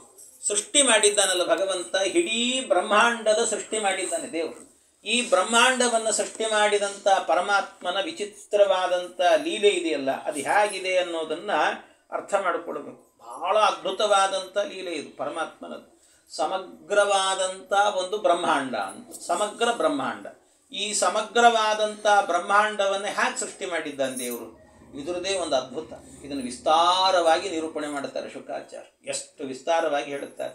ನಮಗೆ ಸಾಮಾನ್ಯವಾಗಿ ಈ ಭೂಗೋಳದ ವರ್ಣನೆ ಮಾಡಬೇಕಾದ್ರೆ ನಾವು ಇವತ್ತಿನ ಸೈನ್ಸನ್ನು ಇಟ್ಟುಕೊಳ್ಳಬಾರದು. ಸೈನ್ಸಿಗೆ ಅತಿರಿಕ್ತವಾಗಿರುವಂತಹದ್ದು ಭಾಗವತದಲ್ಲಿ ಹೇಳುತ್ತಾರೆ. ಅದ್ಭುತ, ಸೈನ್ಸಿಗೂ ನಿಲುಕದೇ ಇರುವಂಥ ಅನೇಕ ವಿಚಾರಗಳನ್ನು ಕೂಡ ಹೇಳಿದ್ದಾರೆ. ಅಂಥ ವಿಷಯಗಳು ಭೂಗೋಳ ಮತ್ತು ಖಗೋಳ ಎರಡು ಶಾಸ್ತ್ರಗಳನ್ನು ವರ್ಣನೆ ಮಾಡುತ್ತಾರೆ ಇಲ್ಲಿ. ಭೂಗೋಳ ಶಾಸ್ತ್ರ, ಖಗೋಳಶಾಸ್ತ್ರ ವಿಸ್ತಾರವಾಗಿದೆ. ನಾನು ಅಲ್ಲಲ್ಲಿ ಇರುವಂಥ ವಿಸ್ತಾರಗಳನ್ನು ಬಹಳ ವಿಸ್ತಾರವಾಗಿ ಹೇಳುತ್ತಾ ಕೆಲವು ವಿಷಯಗಳನ್ನು ಸಂಕ್ಷೇಪ ಮಾಡುತ್ತಾ ಹೋಗ್ತೇನೆ. ಅದರಲ್ಲಿ ಮೊದಲನೇದಾಗಿ ಭಗವಂತ ಸೃಷ್ಟಿ ಮಾಡಿದಂಥ ಏನು ಈ ಬ್ರಹ್ಮಾಂಡ ಇದೆ, ಈ ಬ್ರಹ್ಮಾಂಡದ ಬಗ್ಗೆ ಒಂದು ಸ್ಥೂಲವಾದ ಪರಿಚಯವನ್ನು ಮಾಡಿಕೊಳ್ಳೋಣ. ಈ ಬ್ರಹ್ಮಾಂಡ ಏನಿದೆ ಅಲ್ವಾ, ಈ ಬ್ರಹ್ಮಾಂಡವನ್ನು ಹೇಗೆ ಸೃಷ್ಟಿ ಮಾಡಿದ್ದಾನೆ, ಇದರ ಸುತ್ತಳತೆ ಎಷ್ಟು ಏನು ಅಂತ ನೋಡಿದರೆ, ಇದರಲ್ಲಿ ಈ ಬ್ರಹ್ಮಾಂಡ ಏನಿದೆ, ಬ್ರಹ್ಮಾಂಡದ ಒಳಗೆ ನೀವು ಏನೇನು ಲೋಕಗಳು ಹೇಳ್ತೀರೋ ಎಲ್ಲ ಬ್ರಹ್ಮಾಂಡದ ಒಳಗೆ ಸಿಗುವಂಥದ್ದು. ಅಂದರೆ ದೇವರ ಲೋಕ ಅಂತ ಹೇಳ್ತೀವಲ್ಲ ನಾವು, ಅನಂತಾಸನ, ಶ್ವೇತದ್ವೀಪ, ವೈಕುಂಠ, ಈ ಲೋಕಗಳು ಕೂಡ ಬ್ರಹ್ಮಾಂಡದ ಒಳಗೆ ಇರೋದು. ಎಲ್ಲ ಇರೋದು ಬ್ರಹ್ಮಾಂಡದ ಒಳಗೇನೆ. ಅದರಲ್ಲಿ ಈ ಬ್ರಹ್ಮಾಂಡ ಇರೋದು ಎಷ್ಟು ಅಂದರೆ, ಬ್ರಹ್ಮಾಂಡ ಅನ್ನುವಂಥದ್ದು ಒಂದು ಮೊಟ್ಟೆಯ ಆಕಾರ. ಮೊಟ್ಟೆ ಅನ್ನೋಕ್ಕಿಂತಲೂ ಕೂಡ ಹೇಗೆಂದರೆ ಕಿತ್ತಳೆ ಹಣ್ಣಿನ ಆಕಾರ. ಮೊಟ್ಟೆ ಆದರೂ ಕೂಡ ಹೀಗೆ ನುಣುಪಾಗಿರ್ತದೆ, ಮೇಲೆ ಉದ್ದ ಇರ್ತದೆ. ಹಾಗಲ್ಲ, ಇದು ಕಿತ್ತಳೆ ಹಣ್ಣು, ರೌಂಡ್ ಆಗಿರುವಂಥದ್ದು ಕಿತ್ತಳೆ ಹಣ್ಣಿನ ಆಕಾರ. ಈ ಕಿತ್ತಳೆ ಹಣ್ಣಿನ ಆಕಾರದಲ್ಲಿ ಇರುವಂತಹ ಏನು ಈ ಬ್ರಹ್ಮಾಂಡ ಇದೆ, ಇದರ ಒಟ್ಟು ಅಳತೆ ಎಷ್ಟು ಅಂದರೆ 100 ಕೋಟಿ ಯೋಜನ ಅಂತ ಹೇಳ್ತಾರೆ. 100 ಕೋಟಿ ಯೋಜನ. ಸಾಮಾನ್ಯವಾಗಿ ಯೋಜನ ಅಂತ ಹೇಳಿದರೆ, ಯೋಜನ ಅನ್ನುವಂಥದ್ದಿದೆ ಅಲ್ವಾ, ಅದು ಬಹಳ ವಿಸ್ತಾರ. 1 ಯೋಜನ ಅಂದರೆ ಸಾಮಾನ್ಯ ಹೇಗೆ ಅರ್ಥ ಮಾಡ್ಕೊಳ್ಬೇಕು ಅಂದರೆ 3 ಗವ್ಯೂತಿ ಅಂತ ಅರ್ಥ ಮಾಡ್ಕೊಳ್ಬೇಕು. 3 ಗವ್ಯೂತಿ ಸೇರಿತು ಅಂದರೆ 1 ಯೋಜನ ಅಂತ ಹೇಳ್ತಾರೆ. ಅದು ಗವ್ಯೂತಿ ಅಂದರೆ ಏನು ಅಂತ ಗೊತ್ತಾಗಬೇಕು ಮೊದಲು. ಗವ್ಯೂತಿ ಅಂತ ಹೇಳಿದರೆ, ಈ ಹಿಂದಿನ ಕಾಲದಲ್ಲಿ ನಮ್ಮ ದೇಶದ ತಳಿಯ ಹಸುಗಳು ಅಂತ ಇರ್ತಿದ್ವು. ದೇಶಿ ಹಸು ಅಂತ ಹೇಳ್ತಾರಲ್ಲ, ಅಂಥದ್ದು ಒಳ್ಳೆ ಹಸು, ಅವು ಗಟ್ಟುಮುಟ್ಟಿರ್ತವೆ. ಈಗೆಲ್ಲ ನೀವು ಗುಜರಾತ್ ಆ ಕಡೆ ಎಲ್ಲ ಹೋದರೆ ಕಾಣಿಸ್ತಿರ್ತವೆ ಸ್ವಲ್ಪ. ಅಂಥ ಹಸುಗಳೆಲ್ಲವೂ ಕೂಡ ಹಿಂದೆ ಏನಾಗ್ತಿತ್ತು ಅಂದರೆ, ಮನೆಯಲ್ಲಿರುವಂಥವರೆಲ್ಲ ಹಸುಗಳನ್ನು ಹೊರಗೆ ಬಿಟ್ಟರೆ ಅವು ಸಾಯಂಕಾಲ ತನಕ ಮೇದು ಮನೆಗೆ ಬರ್ತಿದ್ವು. ಅಕಸ್ಮಾತ್ ಬರಲಿಕ್ಕಾಗಲಿ ಎಲ್ಲೋ ಕೂಗುತ್ತಿದ್ವು, ಅವೇನೆ ಅಂಬಾ ಅಂತ ಕೂಗೋದು. ಕೂಗಿದರೆ ಆ ಧ್ವನಿ ಮನೆ ತನಕ ಕೇಳಿಸ್ತಿತ್ತು. ಅಂದರೆ ಸಾಮಾನ್ಯವಾಗಿದೆ ಅಲ್ವಾ, 1 ಗವ್ಯೂತಿ ಅಂತ ಹೇಳಿದರೆ ಒಂದು ನಮ್ಮ ದೇಶದ ತಳಿಯ ಹಸು. ಇವತ್ತಿನ ಹಸುಗಳಲ್ಲಿ ಆ ಸಾಮರ್ಥ್ಯ ಇರೋದಿಲ್ಲ. ಆ ಒಂದು ನಮ್ಮ ದೇಶದ ತಳಿಯ ಹಸು ಇರುತ್ತಲ್ಲ, ಆ ಹಸು ಅಂಬಾ ಅಂತ ಕೂಗಿದರೆ ಎಷ್ಟು ದೂರದ ತನಕಲೂ ಕೂಡ ಕೇಳಿಸುತ್ತಲ್ವ, ಆ ಡಿಸ್ಟೆನ್ಸನ್ನು ಒಂದು ಗವ್ಯೂತಿ ಅಂತ ಕರೀತಾರೆ. ಆ ಡಿಸ್ಟೆನ್ಸನ್ನು ಗವ್ಯೂತಿ ಅಂತ. ಅಂತಹ ಗವ್ಯೂತಿಗಳು 3 ಸೇರಿತು ಅಂತಾದರೆ ಅದನ್ನು 1 ಯೋಜನ ಅಂತ ಕರೀತಾರೆ. 1 ಯೋಜನ ಅಂತ ಎಷ್ಟು ಕಿಲೋಮೀಟರ್ ಅನ್ಬೇಕಾಗಾದ್ರೆ ಅದನ್ನು, ಯಾಕೆಂದರೆ ಒಂದೊಂದು ರೀತಿಯಲ್ಲಿ ಹಸುಗಳು ಕರೆದಾಗ ನಮ್ಮ ದೇಶದ ತಳಿಗಳು ಅದು ಒಂದೊಂದು ಲೆಕ್ಕ ಇರುತ್ತೆ ಹಾಗೆ. ಆದರೆ ಸಾಮಾನ್ಯವಾಗಿ ಅದನ್ನು ಕಿಲೋಮೀಟರ್ ಲೆಕ್ಕದಲ್ಲಿ ಅಂತ ತೆಗೆದುಕೊಂಡಾಗ ಸಾಮಾನ್ಯವಾಗಿ ಶಾಸ್ತ್ರಕಾರರು ಅದನ್ನು ಹೇಳಿರುವಂತಹದ್ದು 7.5 ಇಂದ 8 ಕಿಲೋಮೀಟರ್. ಅಬ್ಬಬ್ಬ ಅಂದರೆ 9 ಅಂತ ಹೇಳ್ತಾರೆ. ಅಷ್ಟು ಕಿಲೋಮೀಟರ್ ಅಂತ. ಸಾಮಾನ್ಯವಾಗಿ ಒಂದು ಹಸು ಕೂಗಿದರೆ 3 ಕಿಲೋಮೀಟರ್ ತನಕ ಕೇಳಿಸುತ್ತೆ ಅಂತ ಹೇಳ್ತಾರೆ. ಅಷ್ಟು ಅಂತಹದ್ದು 3 ಕಿಲೋಮೀಟರ್ ಅಂದರೆ 3 ಗವ್ಯೂತಿ ಅಂತಂದರೆ 9 ಕಿಲೋಮೀಟ್ರು ಅಂತ ಲೆಕ್ಕ. ಅಷ್ಟು. ಹಾಗಾದರೆ ಒಂದು ಯೋಜನ ಅಂತ ಹೇಳಿದರೆ ಸುಮಾರು 9 ಕಿಲೋಮೀಟರ್ ಅಂತ ಅರ್ಥ. ಮತ್ತು ಆ ಯೋಜನ ಅನ್ನುವಂಥ ಶಬ್ದ ಇದೆಯಲ್ಲ, ಕೆಲವೊಂದು ಸಂದರ್ಭದಲ್ಲಿ ಇನ್ನೂ ವಿಸ್ತಾರವಾದ ಅರ್ಥವನ್ನು ಕೂಡ ಪಡೆದುಕೊಳ್ಳುತ್ತದೆ ಕೆಲವೊಮ್ಮೆ. ಹಾಗೆ ಅಂತೂ ಸಾಮಾನ್ಯ ಈ ಅರ್ಥ ಇಟ್ಟುಕೊಳ್ಳ್ರಿ. ಇದು ಈ ಬ್ರಹ್ಮಾಂಡ ಎನ್ನುವುದು ಎಷ್ಟು ದೊಡ್ಡದು ಅಂತ ಹೇಳಿದರೆ 100 ಕೋಟಿ ಯೋಜನ ಇದೆ ಅಂತ. ಇದು 100 ಕೋಟಿ ಯೋಜನ. 100 ಕೋಟಿ ಯೋಜನವಾದಂಥ ಈ ಬ್ರಹ್ಮಾಂಡ ಇದೆಯಲ್ಲ, 100 ಕೋಟಿ ಯೋಜನ ಬ್ರಹ್ಮಾಂಡದಲ್ಲಿ ಅದರಲ್ಲಿ ಅದೊಂದು ಕರ್ಪರ ಅಂತ ಹೇಳ್ತಾರೆ. ಕರ್ಪರ ಅಂತಂದರೆ ಸಾಮಾನ್ಯ ಈ ಮನೆ ಕಟ್ಟಿದ್ದೀವಿ, ಮೇಲೆ ನಾವೇನು ಮಾಡಿದ್ದೀವಿ, ಸ್ಲ್ಯಾಬ್ ಹಾಕಿದ್ದೀವಿ. ಸ್ಲ್ಯಾಬಿನ ಸೈಜ್ ಎಷ್ಟಿರುತ್ತೆ, ಒಂದು ಇಷ್ಟೋ ಅಂತ ಇರುತ್ತಲ್ವ, ಹಾಗೆ ಆ ಸೈಜ್ ಇದೆ ಅಲ್ವಾ, ಅದೇ ರೀತಿಯಲ್ಲಿ ಬ್ರಹ್ಮಾಂಡದ ಕರ್ಪರ ಆ ಸ್ಲ್ಯಾಬ್ ಅದೇನಿದೆ ಅದು ಎಷ್ಟಿದೆ ಅಂತ ಹೇಳಿದ್ರೆ ಮೇಲ್ಭಾಗದಲ್ಲಿ 25 ಕೋಟಿ ಯೋಜನೆ ಇದೆ ಅಂತ. 25 ಕೋಟಿ ಯೋಜನ ಸ್ಲ್ಯಾಬ್ ಇರುವಂಥದ್ದು ಮೇಲೆ. ಅದೇ ರೀತಿಯಲ್ಲಿ ಕೆಳಗಡೆ ಫ್ಲೋರಿಂಗ್ ಆಗಬೇಕಲ್ಲ, ಆ ಫ್ಲೋರಿಂಗಿನ ದಪ್ಪ ಎಷ್ಟಿದೆ ಅಂದರೆ ಅದು 25 ಕೋಟಿ ಯೋಜನೆ ಇದೆ ಅಂತ. 25 ಕೋಟಿ ಯೋಜನೆ. ಹಾಗಾದರೆ ಮೇಲೆ ಇರುವಂತಹ ಸ್ಲ್ಯಾಬು ಅದು ಇರುವಂತಹದ್ದು 25 ಕೋಟಿ ಯೋಜನ, ಕೆಳಗಿರುವ ಫ್ಲೋರಿಂಗು ಕೂಡ ಅಷ್ಟೇ. ಆ ರೀತಿಯಲ್ಲಿ ಎರಡೂ ಇದೆ. 25 ಕೋಟಿ 25 ಕೋಟಿ ಅಂದರೆ 50 ಕೋಟಿ ಅಂತ. ಈ ಒಳಗಡೆ ಇರುವಂಥ ಸ್ಪೇಸ್ ಜಾಗ ಇದೆಯಲ್ವ, ಈ ಜಾಗ ಎಷ್ಟಿದೆ ಅಂತಂದರೆ ಅದು 50 ಕೋಟಿ ಯೋಜನೆ ಇದೆ. 50 ಕೋಟಿ ಯೋಜನೆ. ಹಾಗಾದರೆ ಅಲ್ಲಿಗೆ ಎಷ್ಟಾಯಿತು? ಈ ಕೆಳಗಿರುವಂಥದ್ದು ಮೇಲಿರುವ 25 25 50, ಈ ಮಧ್ಯದಲ್ಲಿರುವ ಜಾಗ 50, ಅಂದರೆ ಒಟ್ಟು 100 ಕೋಟಿ ಯೋಜನ ವಿಸ್ತಾರವಾಗಿರುವಂಥದ್ದು ಈ ಬ್ರಹ್ಮಾಂಡ. ಈ ಬ್ರಹ್ಮಾಂಡದ ಒಳಗಡೆನೆ ನಿಮಗೆ ಏನೇನಿದೆ ಪ್ರಪಂಚದಲ್ಲಿ ಹುಡುಕುವಂಥ ಎಲ್ಲವೂ ಕೂಡ ಇಲ್ಲೇ ಸಿಗುವಂಥದ್ದು. ನಿಮಗೆ ಎಲ್ಲ ಲೋಕಗಳು ಕೂಡ ಇಲ್ಲೇ ಇರುವಂಥದ್ದು. ಈ ಬ್ರಹ್ಮಾಂಡ ಏನಿದೆ, ಈ ಬ್ರಹ್ಮಾಂಡದ ಒಳಗಡೆ ಹೋದಂತೆ ಕೆಳಭಾಗದ ತನಕಲ್ಲೂ ಕೂಡ ಲೋಕಗಳಿದ್ದಾವೆ. ಮತ್ತೆ ಮೇಲೆ ಹೋದಂತೆ ಮೇಲ್ಗಡೆ ಒಂದೊಂದು ಲೋಕಗಳಿದ್ದಾವೆ. ಹೀಗೆ ಇರುವಂತಹದ್ದು ಈ ಲೋಕ ಅಂತ ಹೇಳ್ತಾರೆ. ಅದರಲ್ಲಿ ಇರುವಂತಹದ್ದೇನಿದೆ, ನಮ್ಮ ಕೆಳಭಾಗದಲ್ಲಿ ಇರುವಂಥ ಲೋಕಗಳು ಅತಲ, ವಿತಲ, ಸುತಲ, ಪಾತಾಳ, ತಲ, ರಸ, ತಳ ಅಂತೆಲ್ಲ ಒಂದೊಂದು ಲೋಕಗಳಿದ್ದಾವೆ. ಆ ಲೋಕಗಳೆಲ್ಲವೂ ಕೂಡ ಎಲ್ಲಿದ್ದಾವೆ ಅಂತ ಕೇಳಿದರೆ ಭೂಮಿಯಿಂದ ಕೆಳಕ್ಕೆ ಹೋದರೆ, ಅಂದರೆ ಕೆಳಕ್ಕೆ ಅಂದರೆ ಅವೆಲ್ಲ ಒಂದೊಂದು ಹಳ್ಳ ಇದ್ದಂತೆ. ಅಂದರೆ ಹಳ್ಳ ಅಂದರೆ 10,000 ಯೋಜನ ಹೋದರೆ ಒಂದು ಲೋಕ ಸಿಕ್ಬಿಡುತ್ತೆ ನಮಗೆ. 10,000 ಯೋಜನ ಕೆಳಗೆ ಹೋಗ್ಬಿಟ್ರೆ ನಮಗೊಂದೊಂದು ಲೋಕ ಸಿಕ್ಬಿಡುತ್ತೆ. ಅದೇ ರೀತಿ 7 ಲೋಕಗಳು 10,000 ಯೋಜನ ಡಿಸ್ಟೆನ್ಸಲ್ಲಿ ಕೆಳಗಡೆ ಹೋದಂತೆ ಒಂದೊಂದು ಲೋಕಗಳಿದ್ದಾವೆ ಅಂತ ಭಾಗವತ ವರ್ಣನೆ ಮಾಡುತ್ತೆ. ಹಾಗಿರುವಂಥದ್ದು ಅದು ಎಲ್ಲ ಲೋಕಗಳು ಆದ ನಂತರ ಕೆಳಗೆ ಹೋದರೆ ಒಂದು ಸಮುದ್ರ ಇದೆ, ಅದಕ್ಕೆ ಘನೋದಕ ಸಮುದ್ರ ಅಂತ ಕರೀತಾರೆ. ಅಂತಹ ಒಂದು ಸಮುದ್ರ ಇದೆ. ಅದರ ಕೆಳಗೆ ಮತ್ತೆ ವಿಚಾರ ಮಾಡ್ತಾರೆ, ಇರಲಿ ಅದನ್ನು ಮತ್ತೆ ನೋಡೋಣ. ಇದು ಕೆಳಗಾಯಿತು, ಕೆಳಗಿನ ಲೋಕಗಳು. ಮತ್ತೆ ಮೇಲೆ ಹೋದಂತೆ ಆಗಬೇಕಾದ್ರೆ ಮೇಲ್ಮೇಲೆ ಹೋಗ್ತಾ ಇದ್ದಂತೇನೆ ಅದರಲ್ಲಿ ಇರುವಂಥ ಲೋಕಗಳು ಅಂತಂದರೆ ಭುವರ್ಲೋಕ, ಸುವರ್ಲೋಕ, ಮಹೋಲೋಕ, ಜನೋಲೋಕ, ತಪೋಲೋಕ, ಸತ್ಯಲೋಕ. ಆ ಸತ್ಯಲೋಕದ ಮೇಲೆ ಇರುವಂಥ ಲೋಕ ವೈಕುಂಠ ಲೋಕ ಅಂತ ಕರೀತಾರೆ. ಹೀಗೆ ಒಟ್ಟು ಲೋಕಗಳು ಮೇಲೆ ಇರುವಂಥ ಲೋಕಗಳು ಅಂತ, ಕೆಳಗಿರುವಂಥ ಲೋಕಗಳು. ಇಷ್ಟೆಲ್ಲ ಆಯ್ತಲ್ಲ, ಮತ್ತು ನಮ್ಮ ಲೋಕ ಎಲ್ಲಿ ಅಂದರೆ ಮಧ್ಯದಲ್ಲಿರೋದೇ ನಮ್ಮ ಲೋಕ. ಮಧ್ಯದಲ್ಲಿರುವಂಥದ್ದು ಭೂತಲ ಅಂತ ಹೇಳ್ತಾರೆ. ಕೆಳಗಿರುವಂಥ ತಲಗಳೆಲ್ಲವೂ ಕೂಡ ಅತಲ, ವಿತಲ, ಸುತಲ. ನಾವಿರುವ ತಲ ಅದು ಭೂತಲ ಅಂತ. ಆ ಭೂತಲ ಎನ್ನುವಂಥದ್ದು ಇದೆಯಲ್ಲ, ಸೈನ್ಸಿನ ದೃಷ್ಟಿಯಿಂದ ಹೇಳೋದಾದರೆ ಭೂಮಿಯನ್ನು ಏನಂತ ಕರೀತಾರೆ, ರೌಂಡ್ ಆಗಿದೆ ಅಂತ ಹೇಳ್ತಾರೆ ಭೂಮಿಯನ್ನು. ನಮ್ಮ ಪ್ರಕಾರ ಹಾಗಲ್ಲ. ಅಂದರೆ ಭಾಗವತದ ಪ್ರಕಾರ ಭೂಮಿ ಇರುವಂತಹದ್ದು ರೌಂಡ್ ಅಂದರೆ ರೌಂಡೇ ಇದೆ. ಆದರೆ ಯಾವ ರೀತಿ ಅಂದರೆ ನಿಮ್ಮ ರೌಂಡ್ ಅಲ್ಲ, ಅಂದರೆ ಹಣ್ಣಿನಂತೆ ಇರುವಂತಹದ್ದಲ್ಲ ಭೂಮಿ ನಮ್ಮದು. ಭೂಭಾಗ ಎನ್ನುವಂಥದ್ದು ಇರೋದು ಹೇಗಿದೆ ಅಂದರೆ ಈ ಕಿತ್ತಲೆ ಹಣ್ಣಿನ ಆಕಾರದಲ್ಲಿ ರೌಂಡ್ ಇರುತ್ತೆ, ಒಂದು ಬಾಲ್, ಚೆಂಡು ಅಂತ ಹೇಳುತ್ತೆ. ಚೆಂಡಿನಂತೆ ಇಲ್ಲ ರೌಂಡು. ಮತ್ತೇನು ಅಂದರೆ ಹಪ್ಪಳದಂತೆ ಇರುವಂಥ ರೌಂಡ್ ನಮ್ಮ ಭೂಮಿ ಎನ್ನುವಂಥದ್ದು. ಹಪ್ಪಳ ಹೇಗಿದೆ, ರೌಂಡ್ ಇದೆ ಅದು. ಆದರೆ ರೌಂಡ್ ಇರುವಂತಹದ್ದು ಅದು ಚೆಂಡಿನಂತೆ ದುಂಡಲ್ಲ, ಅದರ ರೌಂಡ್, ಅದು ಸುತ್ತಿದೆ, ಆ ಹಪ್ಪಳದಂತೆ ಇದೆ, ಅದು ಚಪ್ಪಟೆಯಾಗಿದೆ. ಹಾಗೆ ಭೂಮಿ ಎನ್ನುವಂಥದ್ದು ಇದೆಯಲ್ಲ, ಈ ಬ್ರಹ್ಮಾಂಡದ ಮಧ್ಯದ ಭಾಗದಲ್ಲಿ ಚಪ್ಪಟೆಯ ಆಕಾರದಲ್ಲಿ ವಿಸ್ತಾರಗೊಂಡಿದೆ. ಹೀಗೆ ಸುತ್ತಲೂ ಇದೆ ಅಂತದ್ದು, ಸುತ್ತಲೂ ಇರುವಂಥದ್ದು. ಈ ಸುತ್ತಲೂ ಇರುವಂತಹದ್ದನ್ನು ಭೂಮಿ ಅಂತ ಕರೀತಾರೆ, ಭೂತಲ ಅಂತ ಕರೀತಾರೆ. ಈ ಭೂತಲ ಇದೆಯಲ್ವಾ, ಮೊದಲು ನಾವು ವಾಸ ಮಾಡುವಂಥ ಭೂತಲದಲ್ಲಿ ಏನೇನಿದೆ ಅಂತ ತಿಳ್ಕೊಳ್ಳೋಣ ಮೊದಲು. ಆ ಭೂತಲದಲ್ಲಿ ಏನೇನಿದೆ ಅಂತ ಅಂದರೆ ವಿಸ್ತಾರವಾಗಿರುವಂಥ ಭೂಮಂಡಲ.